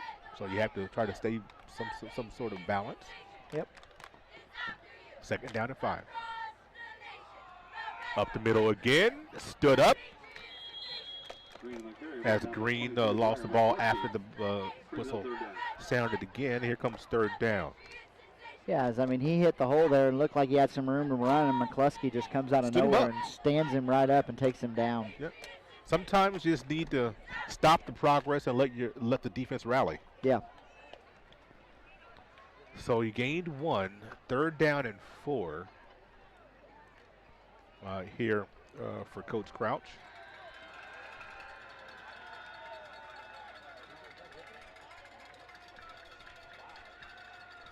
As we're going to motion. A lot of motion here tonight. Quarterback run. Does he have anywhere to go? Oh, he got hit hard. McCluskey. That kid is everywhere, just everywhere on the defensive side of the ball when it comes to throwing the big hit. He's not afraid to throw his body around, Walt. 5'10", 160, but packs a wallop. Yeah.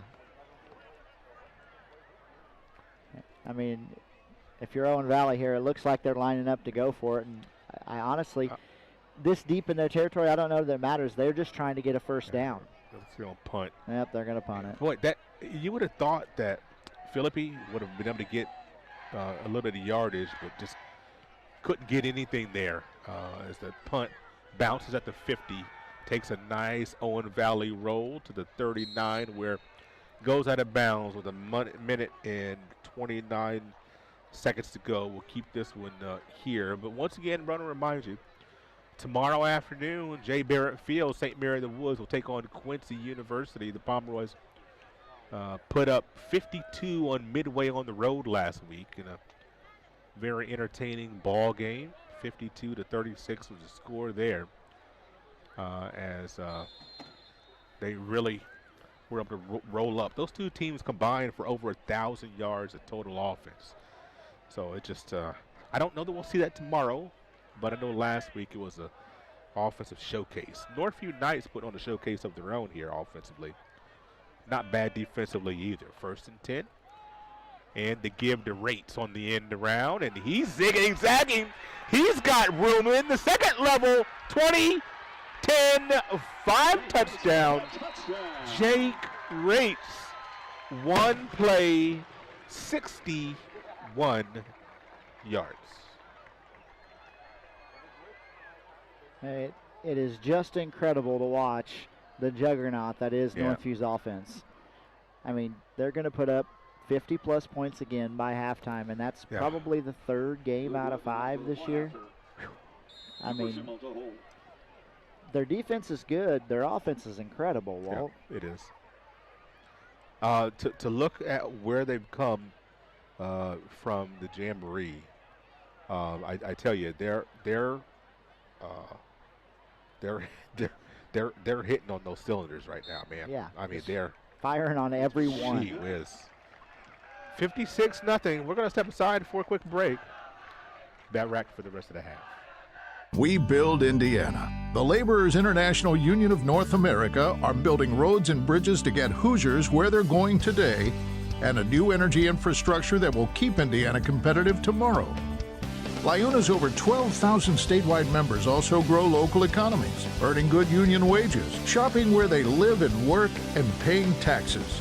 We build Indiana for good jobs and stronger communities. The Laborers International Union of North America.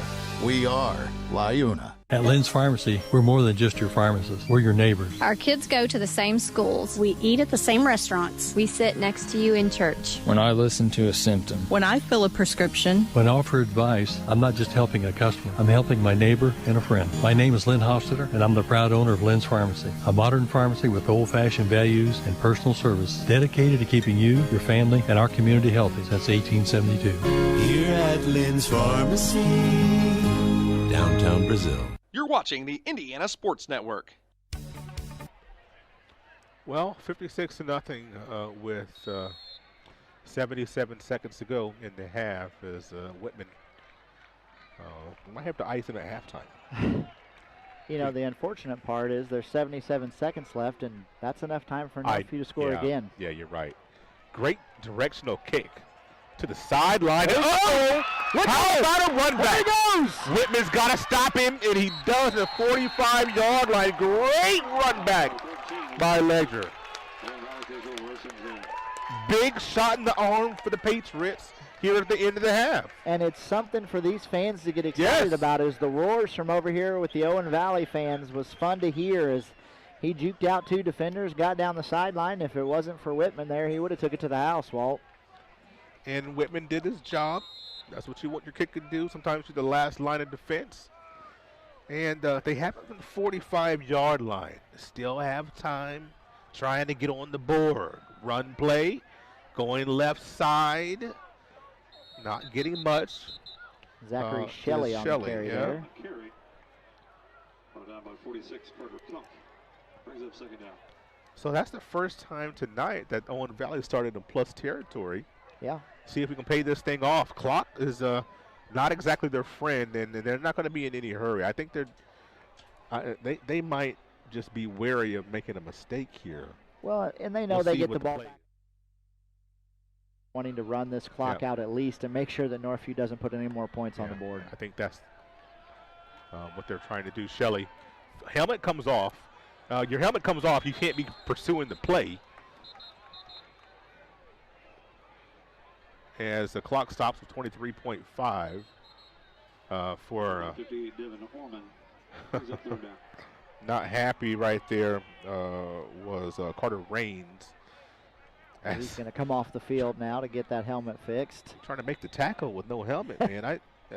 I think as we're going to get a timeout by Owen Valley. I know your hubris, your testosterone is pumping. And you want to go make a play, but let's not do that. You're kind of important to the defense. I know. That's what I'm saying. He's ready to go. Kind of important to the defense. Yeah. It's a long season. A lot of fish to fry. Yeah. So let's not do that. Yeah. And let's, stay safe in a 56-0 game. Yeah. So, sometimes, like you said, though, that it just takes over, and he's not even thinking. He's pursuing the ball like he's been taught to do. Luckily, the play ended before he got back in there. Luckily, because he would have stuck his head in there. I believe he would have. Yeah, he was headed straight for it. He was headed straight for the fire. Yep. So,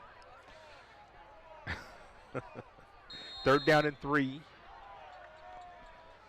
It's a big play right here.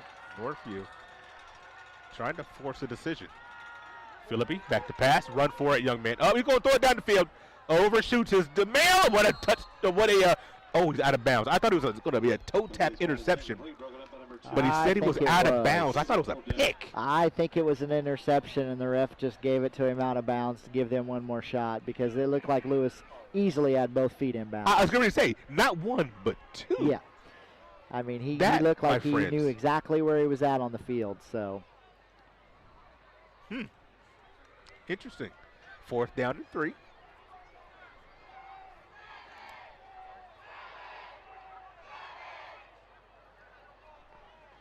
As got to get this first down. 4th and 3 for Owen Valley here.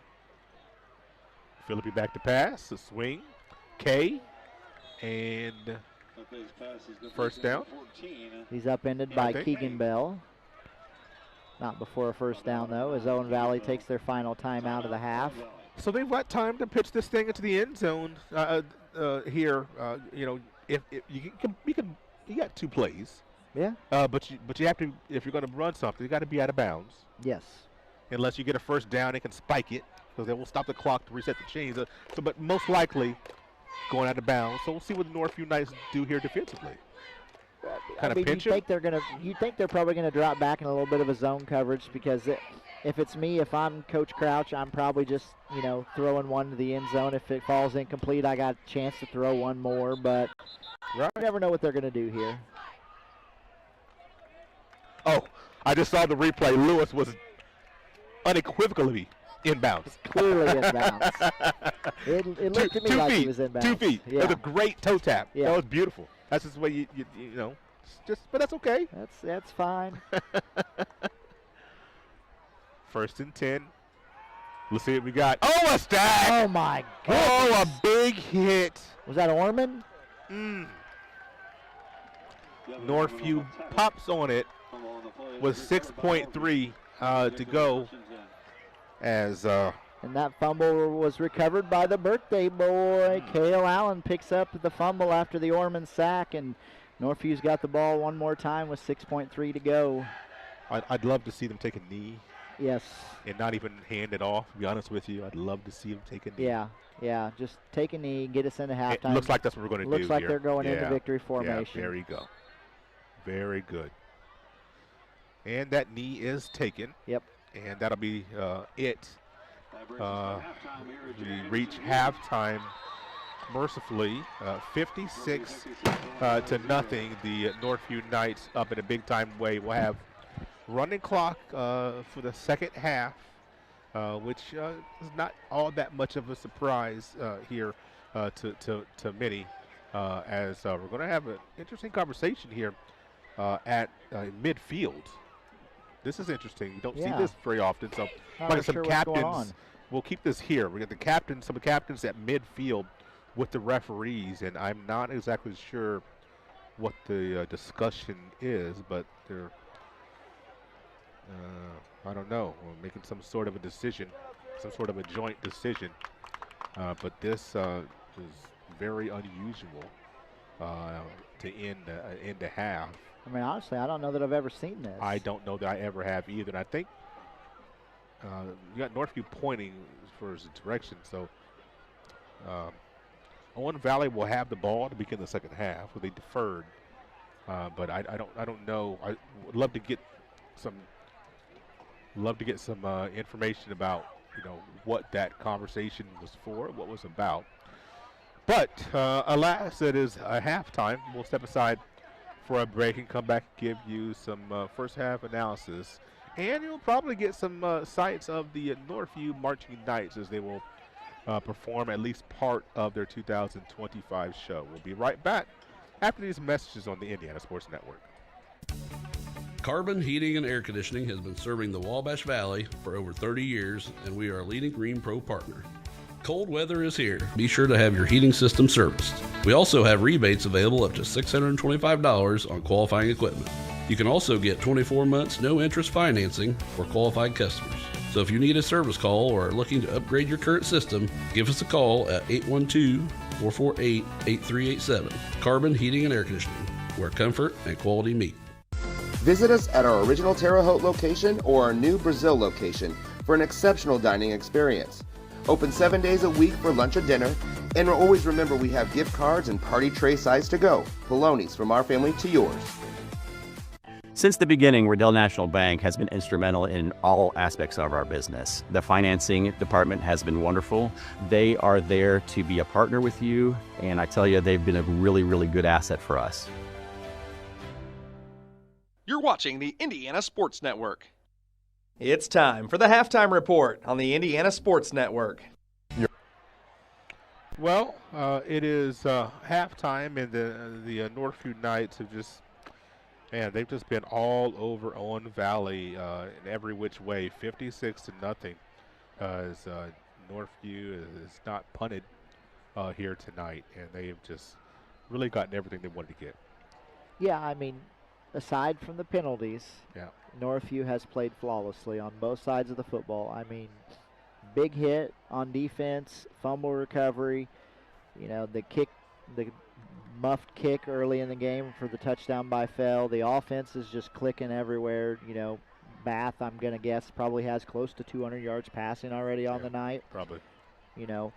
Slade Fell, a couple touchdowns there, one through the air, one on the ground. Avery Perry with a deserved touchdown after that 55-yard muffed call by my announcer here. Right. Down at the 3. So, I mean, Northview is just dominant on the offensive side of the ball, and their defense, comes to play every week, keeps them in games. And if you're Owen Valley and you're in there in that locker room, Coach Crouch, you're just telling these boys, listen, small victories right now coming into halftime. Yeah. We got to find a way to win a couple possessions and turn that into some points and make this game as respectable as possible. You're probably not going to make it back from down 56 with the running clock. Yeah, but if you can come back and you can put a couple touchdowns on the board in the second half, at least the boys will leave the game feeling good about themselves.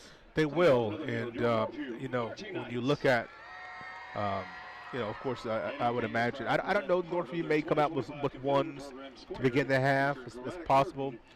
But you also might see twos to start the half. I don't know. What are your thoughts there? I would say that Northview is probably going to sit their ones for the rest of the game. I've seen a couple games this year go pretty much the same way, and the ones play through halftime. Last week at West Vigo, or here at home against West Vigo, they didn't even make it to halftime. Yeah. They played through the first quarter. What was the score at halftime? I can't. It was like 70. Was it 70? No, it was. I think in the 60s. But much like this game, and Bath makes it through the first half.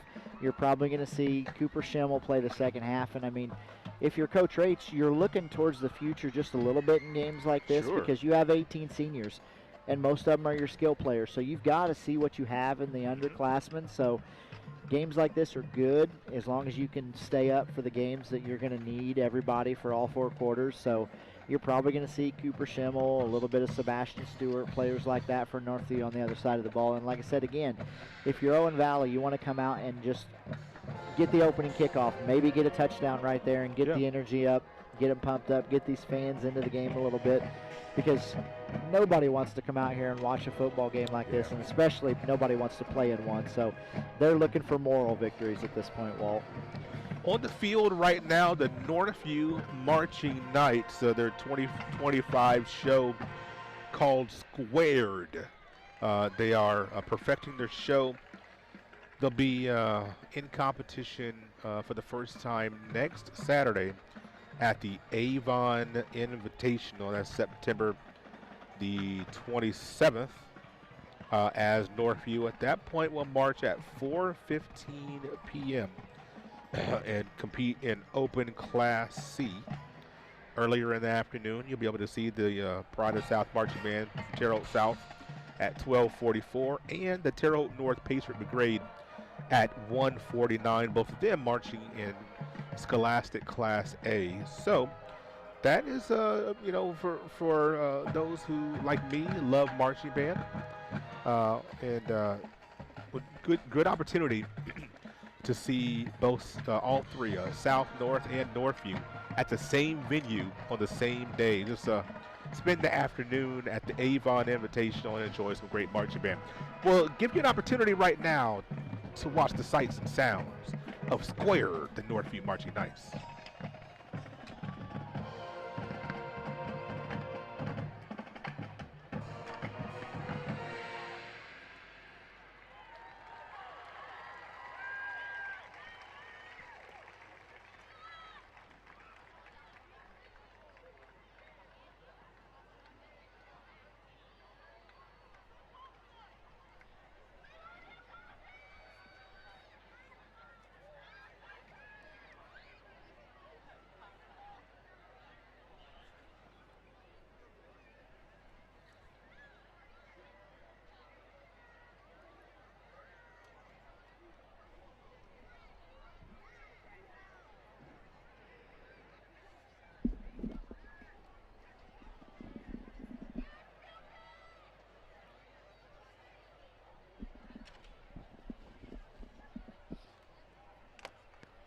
Well, these young people work so hard. Of course, I was in marching band at Terre Haute South in the mid-'90s for 3 years, and there were just so many late evenings, early Saturday mornings, and hot summer days with band camp, and just so much hard work goes into it. I will admit, I must confess, I have always been jealous of the Northview Marching Knights because they're always so doggone good, and they're always competing for state championships, not always reaching that ultimate goal, but they have done that many times, and many top 5 finishes at the state level. And boy, just being from Terre Haute, watching this fine program, I've been very envious for a long time, but that is because the product, year in and year out, has been exceptional.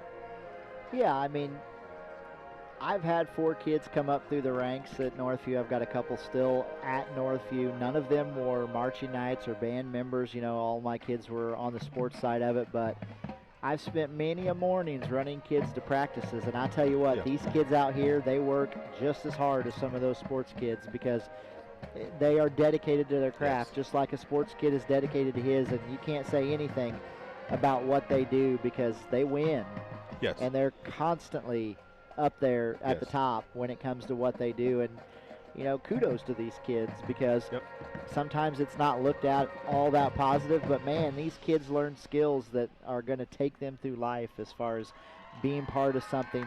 And to be able to be that good at it speaks volumes for the character of the person that's out there on the field. When you start winning rings and hanging banners, then there's not a whole lot that people can say at that point. When you look at on the field, Austin Dupin, big number 74, carrying a tuba, as you see at the left side rail at the 47-yard line. You see Austin here tonight. And so, once again, September 27th, next Saturday, Avon Invitational. If you're in the area, stop by. 4:15 is when the Northview Marching Knights will perform. We'll step aside for a break here on our halftime show. Come back with more after these messages. Your All-Pro running back Jonathan Taylor here for York Automotive. Looking for an All-Pro deal on your next car, truck, or SUV? York is my #1 pick. With over 600 vehicles in stock, York has the largest selection to meet your needs. We're talking new, pre-owned, and commercial vehicles. Take it from one All-Pro to another, York has your best deal. Shop online at yorkautomotive.com and we'll show you why we're not #1, you are. We're not #1. You are. You're #1 at York. At H&R Block, tax time is our favorite time of year. It's when our tax pros get to do what they love the most, help people. By getting to know you, they make sure your return gets done right. It's not just numbers, boxes, and forms. It's personal care, so you get every credit and deduction you deserve. With an average of 10 years experience, our tax pros get your taxes done right. Just one of the many ways Block has your back. This is Sue Goshen from your locally owned H&R Block in Brazil. Walk in, make an appointment, or drop off your documents, and we'll tackle your taxes while you're away.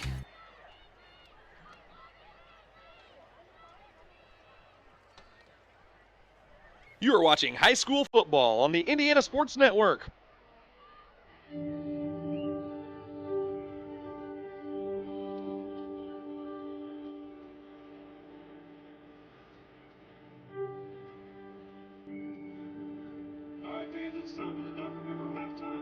Grace Clinic Health Professional. Affordable, compassionate, comprehensive healthcare for the whole family.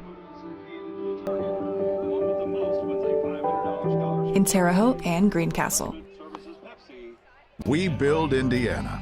The Laborers International Union of North America builds and maintains roads, bridges, and other essential infrastructure that make us the crossroads of America. So thanks to LIUNA members' work, Hoosiers have a better quality of life, like access to utilities, easier routes to jobs, schools, or medical care. We build Indiana for good jobs and stronger communities. The Laborers International Union of North America. We are LIUNA. Watch live, up close, and personal the best games in the greater Wabash Valley on Indiana Sports Network.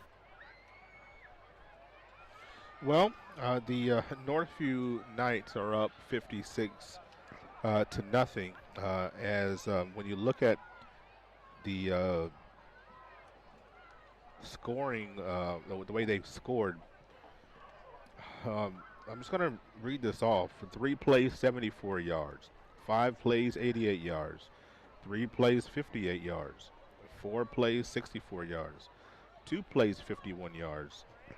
And 1 play, 61 yards. As they have not had a drive longer than 5 plays. There also have been 2 special teams punt return. There's a punt return and a punt block return.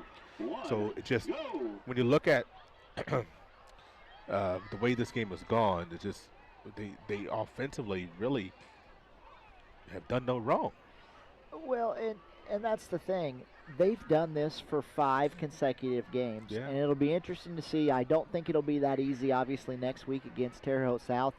But if they come out and they do this to Terre Haute South, you've really got to start thinking about Northview and maybe, I don't know, maybe winning their first sectional. I mean, I know they play some tough teams, but this offense is unlike any that I've seen when it comes to Northview offense. I was going to ask you where you think this Northview offense stacks up, and so take that question. It's just really hard to say right now because next week will be the first true test for Northview. And if they can go out and do to South what they've done through the first 5 games, I'll start to be even more of a believer. I mean, I'm a believer in this football team just because this senior class, I know a lot of these boys, and they just don't quit. They've got hearts, and they're going to leave it out on the football field.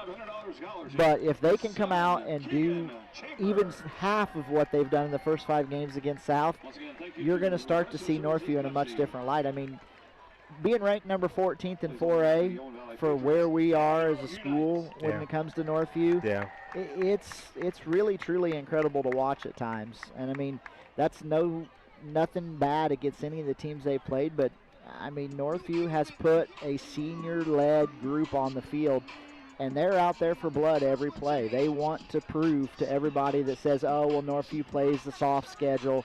They are looking to go into the postseason and try to make some noise this year, and I think that they're trying to prove that with every possession. I'm going to get in trouble. Trey, I'm going to get in trouble, and I'm going to get in trouble. I got in trouble before. Of course, I'm a Terrell South alum, and I heard about it before, and I'm going to hear about it again. Northview's going to beat South. I'm going to tell you that right now. It's at South. Northview's going to win that game, barring injury. Of course, you don't know what's going to happen. Somebody could get suspended. Somebody could get injured this week. At ones versus ones, if everybody's healthy, Northview's going to win that game. I'm just telling you. Unless they kick it to Mason Lewis 3 times, and they might not. But I think Coach Rates will be. I don't want to insult his intelligence, but I think he's going to be smart enough not to kick it. And I don't mean that. I'm not trying to be funny, mean. You don't kick it to that kid. Yeah. I think Mason Lewis is an exceptional athlete. He's got a great pedigree. We're just talking to his uncle David, who was starred on the football field at Terrell South and also went to IU, played football. Maynard is Mason's dad, the basketball guy. I'm just saying, Mason is different. His dad was not as athletic as Mason/David, and I said David. I said, stack, put yourself in Mason, and tell me where you guys are. What do you think? Compare you guys. And so I got some interesting comments from David today. Mason is an exceptional athlete who hopefully will continue to get better, and you do not, under any circumstance, kick it to that kid next week. That's all I'm just saying. You don't kick it out of bounds. Let them take it at the 35, 40, whatever the rule is. It would not kick it to him.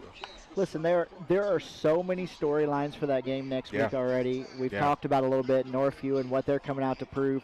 Coach Greg Barrett taking over at Terre Haute South this year, wanting to prove to everyone that he's changed the culture already at that place. The number one thing I'm looking forward to is going to John Harrell's website and seeing what that prediction is come early next week, because I'm telling you what, that is going to be a game to watch, and I am ready to be in the stands to watch that game because I think it's just going to be a dogfight. I mean, I'm not willing to predict who wins it like you are, but I think it's going to be a really good football game. Well, John Harrell had, I forgot what the line was, the North-South game, he had that thing, he had that thing like within 20 points. I think it was like, I don't remember what it was. When I heard what it was, I said, "Has he ever been to Terre Haute? What is the algorithm? How are they getting?" It was so unreasonable. Yeah. That I'm like, I don't know. I wouldn't believe this guy for anything. I know he's got their algorithm and all that, and however they come to their conclusion of what the score should be, the score predictor. But it was laughable. And of course, when you look at the game the way it went last week, it wasn't anywhere close to what he said. Now, what happens next week, who knows? But I've already stuck my foot in my mouth. I'm going to get ridiculed. I'm going to get talked about. And I could be wrong. Northview might lose by 30. But I'm sorry, I don't see it happening. I've seen enough from this Northview team, despite who they've played. These guys are good. These guys are really, really good. Well, and the thing about it is Northview's coming into that game with a chip on their shoulder, because when you look at the Terre Haute rankings that everybody puts out, Terre Haute South's number 1, Northview's number 2. Yeah. If you don't think those senior boys from Northview are looking at that, they are. They are definitely looking at it. As we're getting some looks here from a halftime score here. What is that? Cascade and Frankfurt. Cascade and Frankfurt at the half. Cascade is up 63-0. Yeah. I mean, it has been blowout central when it comes to high school football over the last 2 or 3 weeks, Walt. I agree. Some of it is just unbearable to watch. Yep, it really is. And so, well, unfortunately for us, next week we will not have the Northview at Terre Haute South game, but I do believe we will be right back here on October the 3rd for the South Putt game. That'll be a good game. Which will be, I believe South Putt's going to be pretty healthy at that point. And that, folks, is going to be a dandy. Yeah, South Putt top 5 in 1A, I believe. Yeah, they are. They overtime loss at Edgewood in a game that, their star got hurt. Ty Benton, who is an exceptional athlete. Yes. He got hurt, and I think if he doesn't get hurt on South Putt probably wins that game, but doesn't matter because they lost. And so definitely have a team to have your eye on, those South Putt. Well, Whitman, going to kick this thing off to Owen Valley. To begin quarter number 3, and we will have running clock as once again, a great directional click to the near side sideline of the 10, and doing a good job to get across the 20 was Khalees Ledger. Yep, Ledger. So we talked about it a little bit at the half here. Owen Valley taking the opening kick. They are looking for a moral victory of monumentous size right now. They want to come out here and they want to sustain a drive. They want to put points on the board, but more than anything, you want to get across the 50 and you want to hold this football for as long as you can. Well, Philippi is looking at the twos defensively. Handoff to Hedrick. He gets strung out, not going to get much. I got a scoring update from Terre Haute South. Bloomington South 14, Terre Haute South 7. That is in the second quarter. Outside of the opening kickoff, South hasn't done diddly. That was close to a quote that I got from someone at the game. They didn't say diddly. They just said they haven't done anything. Huh. I just thought diddly sounded better. Diddly.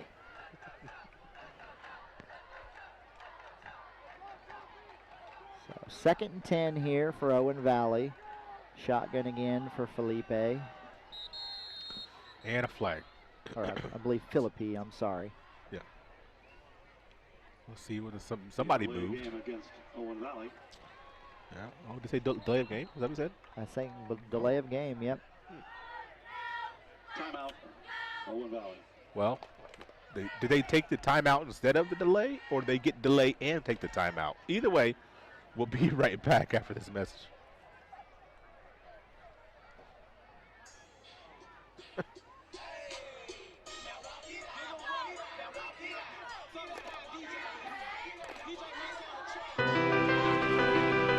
The Fellowship of Christian Athletes has the mission of leading every coach and every athlete into a growing relationship with Jesus Christ and His church.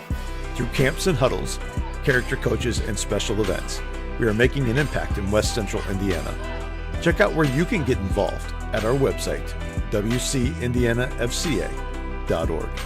FCA, we are the heart and soul in sports. 2nd down and 10 after the timeout. Outside is K. Nice grab. As is complete Third 14, down.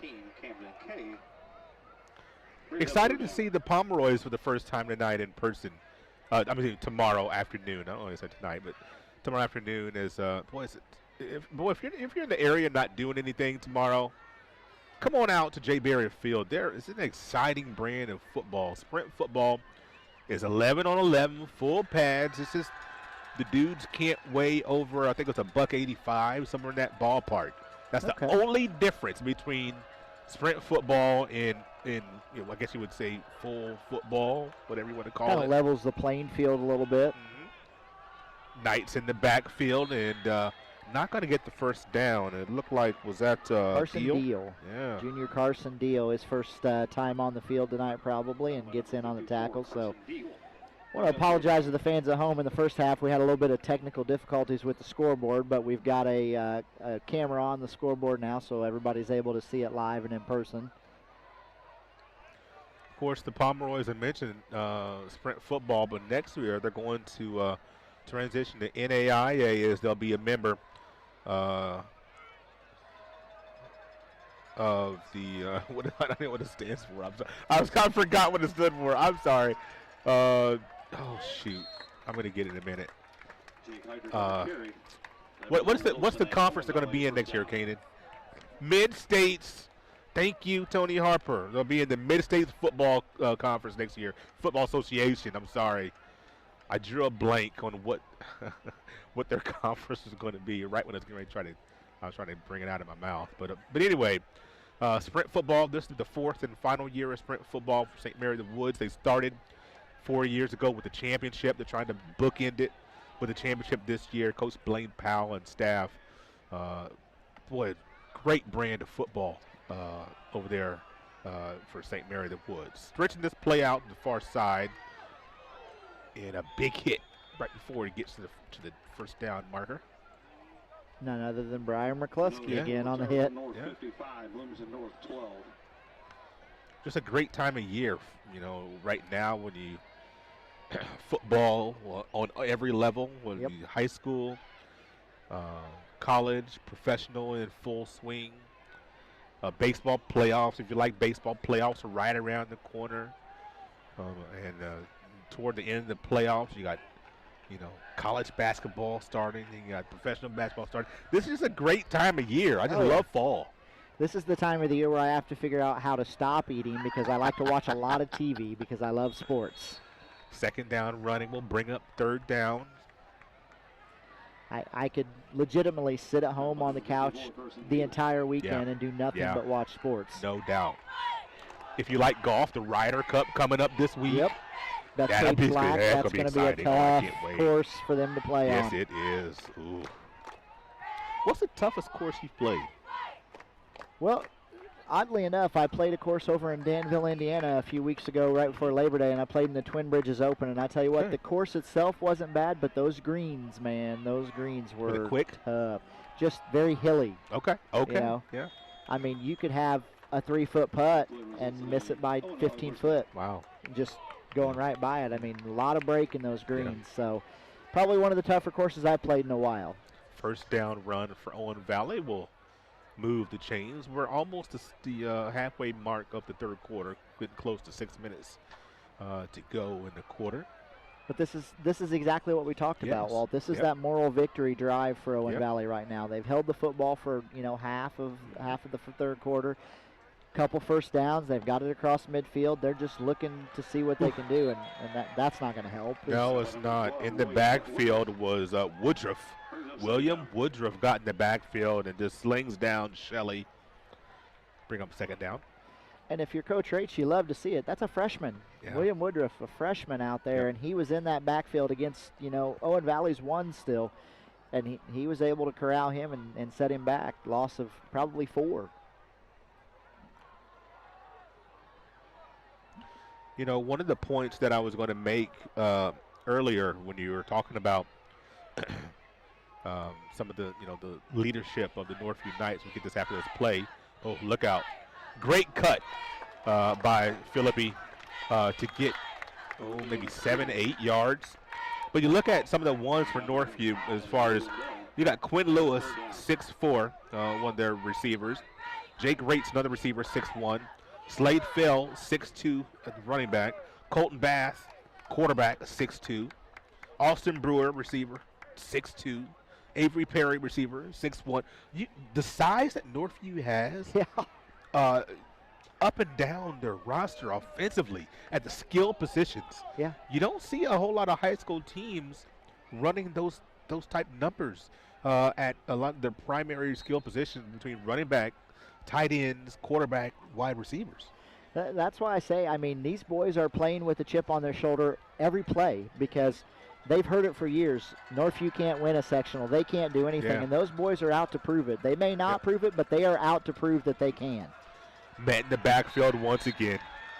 On a 3rd down and short, it's going to be 4th down and short. Woodruff again. Yeah, he's making a name for himself. Yeah, freshman. It's opportunity. Yeah. Sometimes when preparation meets opportunity, this is what you get. You got a freshman in the backfield making some plays. Yeah. Getting the look of his head coach. And right? when you have games like this is what it's about for these kids. They get their time to shine, and they're out there doing what they can to say, hey, after all these seniors leave next year, Coach, you need to be looking at me. I'm your next man up. I'm your guy. Right. So kudos to Woodruff for doing doing his job. 4th down and 2 from the 40. Little pitch. Trying to make a cut. Not going to get the first down. Did he get upfield in time? Nope. Yeah.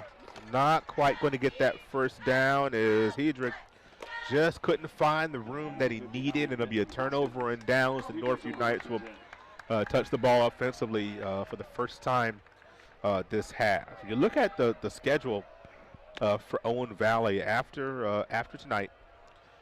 They have a home game next Friday against Sullivan. That's going to be a tough one. The Golden Arrows always tough, and so that'll be a tough one. But then they go to West Vigo, to South Putt, and then home again, with Heritage Christian. So, boy, you look at the schedule, and, you're not going to get win number 2 here tonight. It's going to be handoff going far side. Was that Stewart? Sebastian Stewart. Yeah. Okay. And just as we expected, Very Cooper good. Schimmel in at quarterback, Sebastian Stewart in at running back. And here's the thing, look at this. You've got your 2s out there, and they are running no huddle just like Colton Bath and the 1s do for Northview. As if you tell these kids aren't prepared, like in practice, they work on this stuff. Maybe no huddle, but it's not a hurry up. No. As Northview will snap the ball with 7 to 5 seconds in the play clock.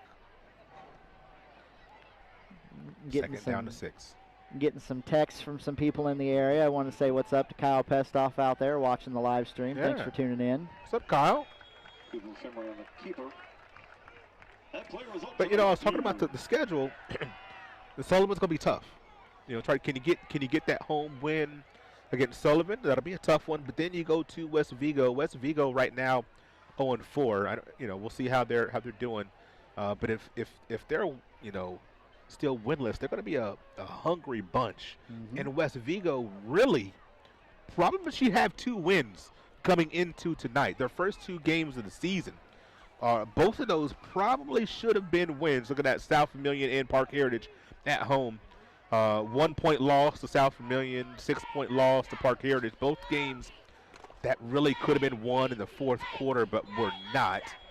West Vigo tonight, as this play gets stretched out for a minimal gain. West Vigo tonight, home against Edgewood.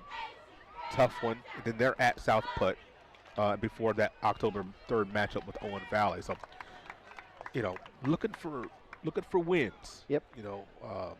Sometimes you look at a win inside of a win.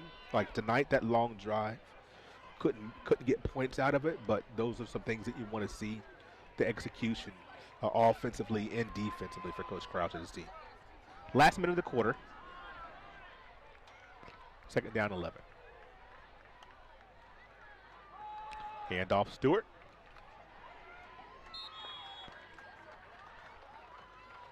And brought down by Parker Green. I was wondering when they're going to start the play clock. I think we got to make one more snap here in this quarter. One more. Oh, man, they could have just waited a half a second. They didn't. Nobody would have known.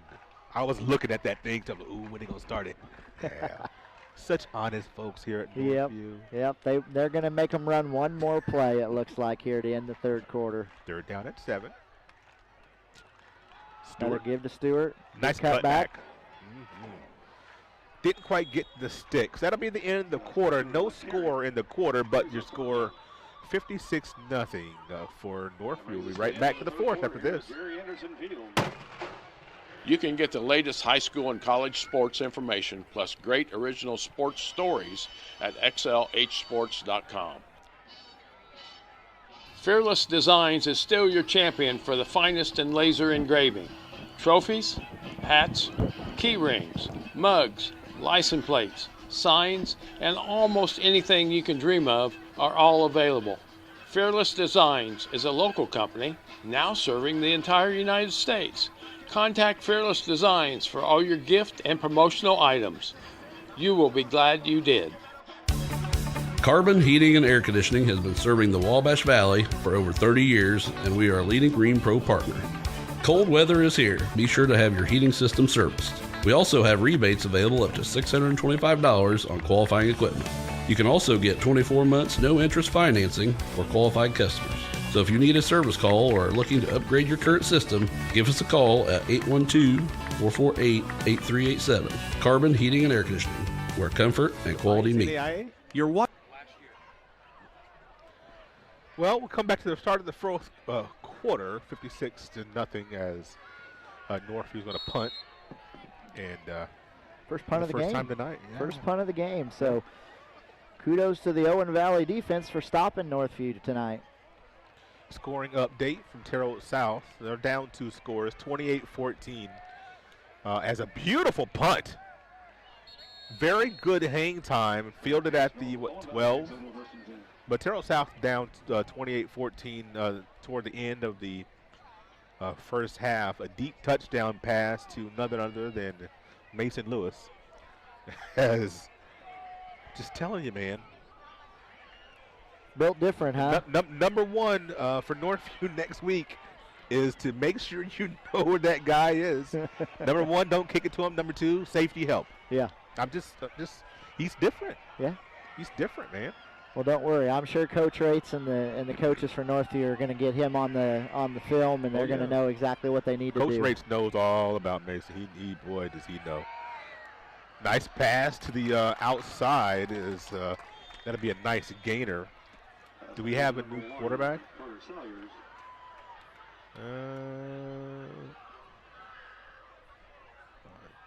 Lewis on the tackle. That play does result in Owen Valley first down. It looks like Philippi was out that play, I believe. And, well, no, he might have been running over just to get the play. Okay. So I believe he's still in there. As that pass was complete to Carter Salyers there for first down, it looked like. Really Owen nice Valley. catch. Back to pass again. Under pressure. Oh, and he's wrangled down. Ooh, Is that him again? Yeah, and it was close to. I was wondering if he was going to get his hand in the face mask, but just able to avoid it. I thought that was really close to a face mask. But you know who that was again? William Woodruff, the freshman. Kind of like the referee was reaching for his flag for a moment there. Yeah. And he decided to put. Yeah. Was it a face mask? Okay. I know my eyes aren't the best. I'm getting a little older. Tony laughs at me, says I need glasses, but I thought I saw his hand up there. So, in any case, under 10 minutes to go, and second down and 10. Hit from the back, boy. Just a hard hit. Woodruff again hits him from the backside. I absolutely love to see a kid taking advantage of his opportunity. Yeah. I love that. I mean, he has come in, and we've mentioned him, 4 or 5 times already in this game in the second half. All positive. And he's making a name for himself, as he knows on the defensive side of the ball there's going to be plenty of opportunities for him next year, and he's telling Coach Race, hey, don't forget about me this year. Like, I can play. Absolutely. Third down at 16. Got to be careful here. Back to pass, screen to K. There's that screen play that was so effective earlier. Big gain as he gets close to the 35-yard line. And the K brought down number 5, Logan Bell. Brings up 4th down at about the 33. So be 4th and short. Interesting decision here. Right, keep the offense on the field. You have to. Yeah. I mean, you absolutely have to in this spot. You know, you want to try to put up points, but right here you want to get a first down. You want to keep the drive going. It's not going to change the outcome of the game. So, you know, get some positive momentum for these boys. 4th down and 2. Pressure. Goodness. Oh, boy. Gracious. Brought down. A sack on 4th down and 2. Carson Deal, the junior. We've mentioned him a couple times in the second half as he just busted through that line, Walt. Absolutely. Well, turnover on downs as the Patriots is not able to sustain anything there. Once again, see a couple good positive plays, just not able to string them together. You know, 5, 6, 7 plays in a row. But nonetheless, still fighting hard. They're just outmatched, and you know it. But I like what I'm seeing on the sidelines and even the kids on the field. They're not hanging their heads. They're out there. They're still playing hard. 100% agree. Have not seen one slumped shoulder. No. Have not seen it, and I absolutely love that. He's going to get a timeout here on this play. We'll step aside quickly. 7:38 left in the game. We're the Browns, and this is our account. Our relationship with Riddell really began when we were kids, so when we started our business, it seemed like a natural fit for us. Riddell's provided all of our financial needs for both personal and business, and we could not be happier with the level of service that we're provided. Riddell National Bank has helped us grow our business so that we can help grow our communities with the core values that we both share. If you're looking to grow your business, Riddell is your best option.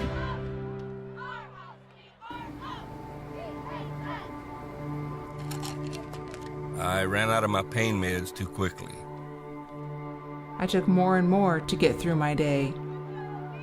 I did anything to get them. I needed help. I needed hope. I found them both. Professional, safe, no wait times, quality treatment. Regain something lost. Call or go to winrecovery.org. Just 7 players on this roster for Owen Valley. When you look at some of their, some of the players that we've talked about tonight, Parker Philippi, sophomore, Jake Hedrick, a junior, Camden Kay, sophomore, Parker Green, sophomore. You got some youth being served here tonight as Jim under pressure, having to scramble for his life as he's fighting hard there. Cooper Schimmel. But, and incidentally, he's listed as 6'1". But, you look at, there's some youth on the Owen Valley side, and a lot of underclassmen, a lot of juniors. Yeah. And so look for the progression of them finishing out this year.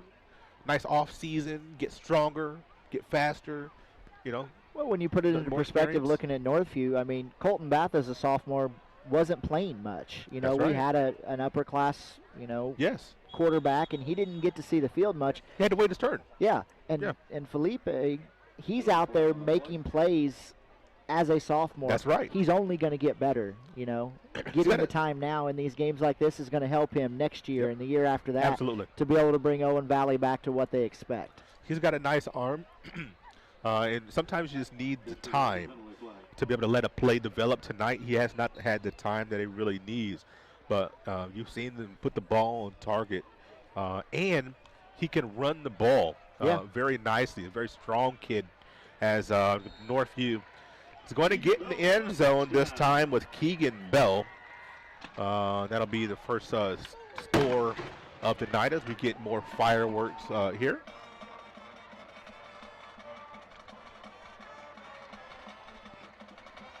But, you talk about Colton Bath he had to wait his turn. Yeah. And a lot of these players having to wait your turn behind upperclassmen when you have a program that you built and you're building continuously, just reloading, and you have the younger guys that are just, working hard, but you got to wait your turn. Then when you get your turn as a sophomore, junior, you're ready to roll. You know the program, and so that's what Owen Valley is trying to do the same thing. Yeah. 5 minutes plus to go as the clock still rolls, but just Coach Crouch is in his second year. We'll see finer days this season and beyond. Yeah, and I think Owen Valley's they're in that tough spot when it comes to all the sports right now. Is they're young, they're kids that don't normally play at this level. The underclass kids, they're getting time now. You're going to see that probably in the basketball season with them as well. And it only, they may take some whoopings right now, but it's only going to make them better, next year and the year after that, because these guys aren't too far removed, like you said, from winning sectionals and competing at the highest level out there. So their time is coming, and these games right here are going to be few and far between, and in a couple years they're not going to remember these games because they're going to be hopefully back on top. Right. That's what you want to see in the progression with all these athletes. Absolutely. 63-0 as this one's kicked off. I tell you, another tough special teams play here. Boy, I'd love to see go and call fair catch maybe. He had an open lane. He just bobbled.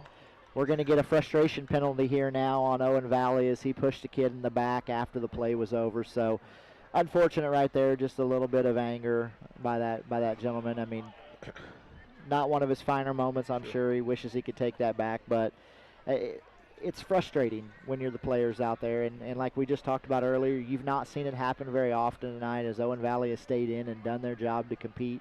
They've just been, if you're Coach Crouch, you pull that kid aside and you say, hey, we don't need that. Everybody's frustrated. I get it, but we still play the game the right way. But, as we mentioned before, we have not seen slumped shoulders. We haven't seen infighting on the sideline. Anything like that is tough. When you look at the stretch that Owen Valley is on, haven't scored in 3 weeks. And so love to see him get on the board here in this last drive. But blanked at Cloverdale, blanked against Edgewood, and 4-13 from being blanked here tonight. So you go three games without scoring, that wears on you. It's tough. Mentally. It's tough, man. I mean, you spend 5-6 days a week, grueling practices, early morning film sessions, and to come out here and not see the product on the field the way you want it stinks for these players. It really does. First down run for Browning. It's tough. But you have to find a way to stay together, number one. Stay with the program. If you're going to play for a coach, you might as well believe in the coach. The mental fortitude it takes from the coach all the way down through the athletic trainer to the person that's washing the uniforms. When you're going through struggles like this, it takes everybody to pull themselves up out of this because it's frustrating. You know that you're better than this. You know you can do more, and it's just not happening. Oh, intercepted. Could be a pick six, and it is. Oh, boy, that's a really tough one. Logan Bell at that time is just a kind of fling across the middle. Pressure again. Pressure, He caught the football, he looked to his right, turned back left to make the pass, and there was a defender in his face. So he's doing what he needs to do to try to get rid of the football, and it's just bad right now for them. And you hate to see it because now we got a kid down in the end zone. Hopefully he's okay. It's frustrating for these kids to see what they're going through right now because you don't want to see it. I'd rather see a good, close 7-6 football game than something like this because I want to see every kid be able to shine as much as possible. We talk about a lot of times sports being a metaphor for life, and there are some times when life absolutely smacks you in the mouth. Yeah.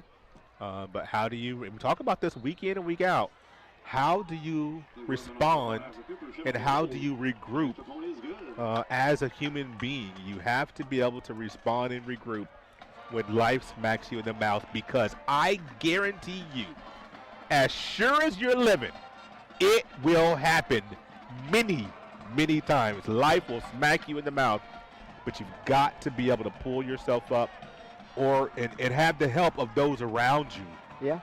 to be able to regroup and to keep pushing forward. And for Owen Valley, you keep pushing forward. Stay the course, row the boat, whatever your phrase is. I know they have a phrase. Whatever that phrase is, keep working the program. Stay with the plan. And I look forward to seeing better things from them. I really do. I've talked about it on broadcast before, Walt, and I'll say it again. I've coached at a lot of different levels when it comes to coaching kids, and I always tried to keep it in the same perspective. Wins and losses are important, but it's about making these people better humans. Yes. Because you can teach so much in a sport to what they will be able to take into life and use those skills to be able to be a better human, and that's what you want for everybody. Kick will go out of bounds. Oh, no, it did not go out of bounds. Did Northview recover that? I believe they did. Ooh. Yeah. Northview recovered the kick. As I would imagine it would just take a knee on this thing. As halftime score from Terrell South, last update we'll get from there, 28-14 at half. So, honestly, my plan is to see the fourth quarter. And hopefully, hightail it out of here? I am. I'm headed to Terrell South.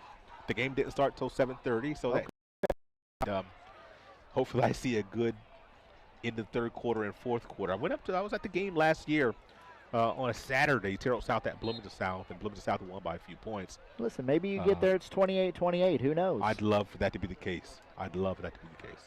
So. Last 2 minutes here. Yep, Northview probably the last possession of the game here unless they punch one in. Hopefully, like you said, they just take a knee, do something. Yeah, the clock's rolling. Owen Valley not going to call timeouts. Just take the knee. Run this thing down to 1-2 seconds left every time. Kneel on it. Let's get out of here. You just never wish this to happen. But Northview's just been rolling up on people just week in and week out as you're going to see that knee by Schimmel. Last week, 84-0 right here. So the last 2 weeks, 154-0. Yeah. The Northview Knights the last 2 weeks. And you go through and you look at some of those other scores. Yeah. It's incredible what they've done the first 5 games of the season. It really, really is. They've only relinquished 27 points through. Most of those came against Sullivan, didn't they? Yeah, 20 points at Sullivan. But 27. Terrell North had one touchdown. Terrell North had one touchdown on a late fourth quarter. Yeah, we called that game. Yeah, we did. So that'll be the last snap. And Northview just be Northviewing. Yeah. They're just doing their thing. This is a really good team, folks. This Northview Knights. Who knows how the season will finish? But through 5 games, they've been awfully dominant, and I think they're going to win next week too. 70-0, your final score here. Your final thoughts of this. Really, both teams, however you want to take it. Yeah, I mean, like I said, Northview another dominant performance. Owen Valley, there's better days ahead. I truly believe that for them. Good night for Northview, homecoming, a lot of good energy coming into next week against Terrell South, but it was their night. Kudos to the Owen Valley fans and players for enduring it and not playing it, dirty or rough or anything like that. So, sometimes you win, sometimes you lose, but that's about all I got for right now, Walt. Well, the Northview Knights 70, Owen Valley Patriots not able to get onto the board. That'll be it for our broadcast today. Don't forget, tomorrow at 2:45 pregame show, 3 p.m. kickoff. It'll be Quincy at St. Mary the Woods from J. Barrett Field over at West Vigo High School. For my partner, Trey Minot, I'm Walter Gordon saying good night, God bless. We'll see you tomorrow from West Vigo.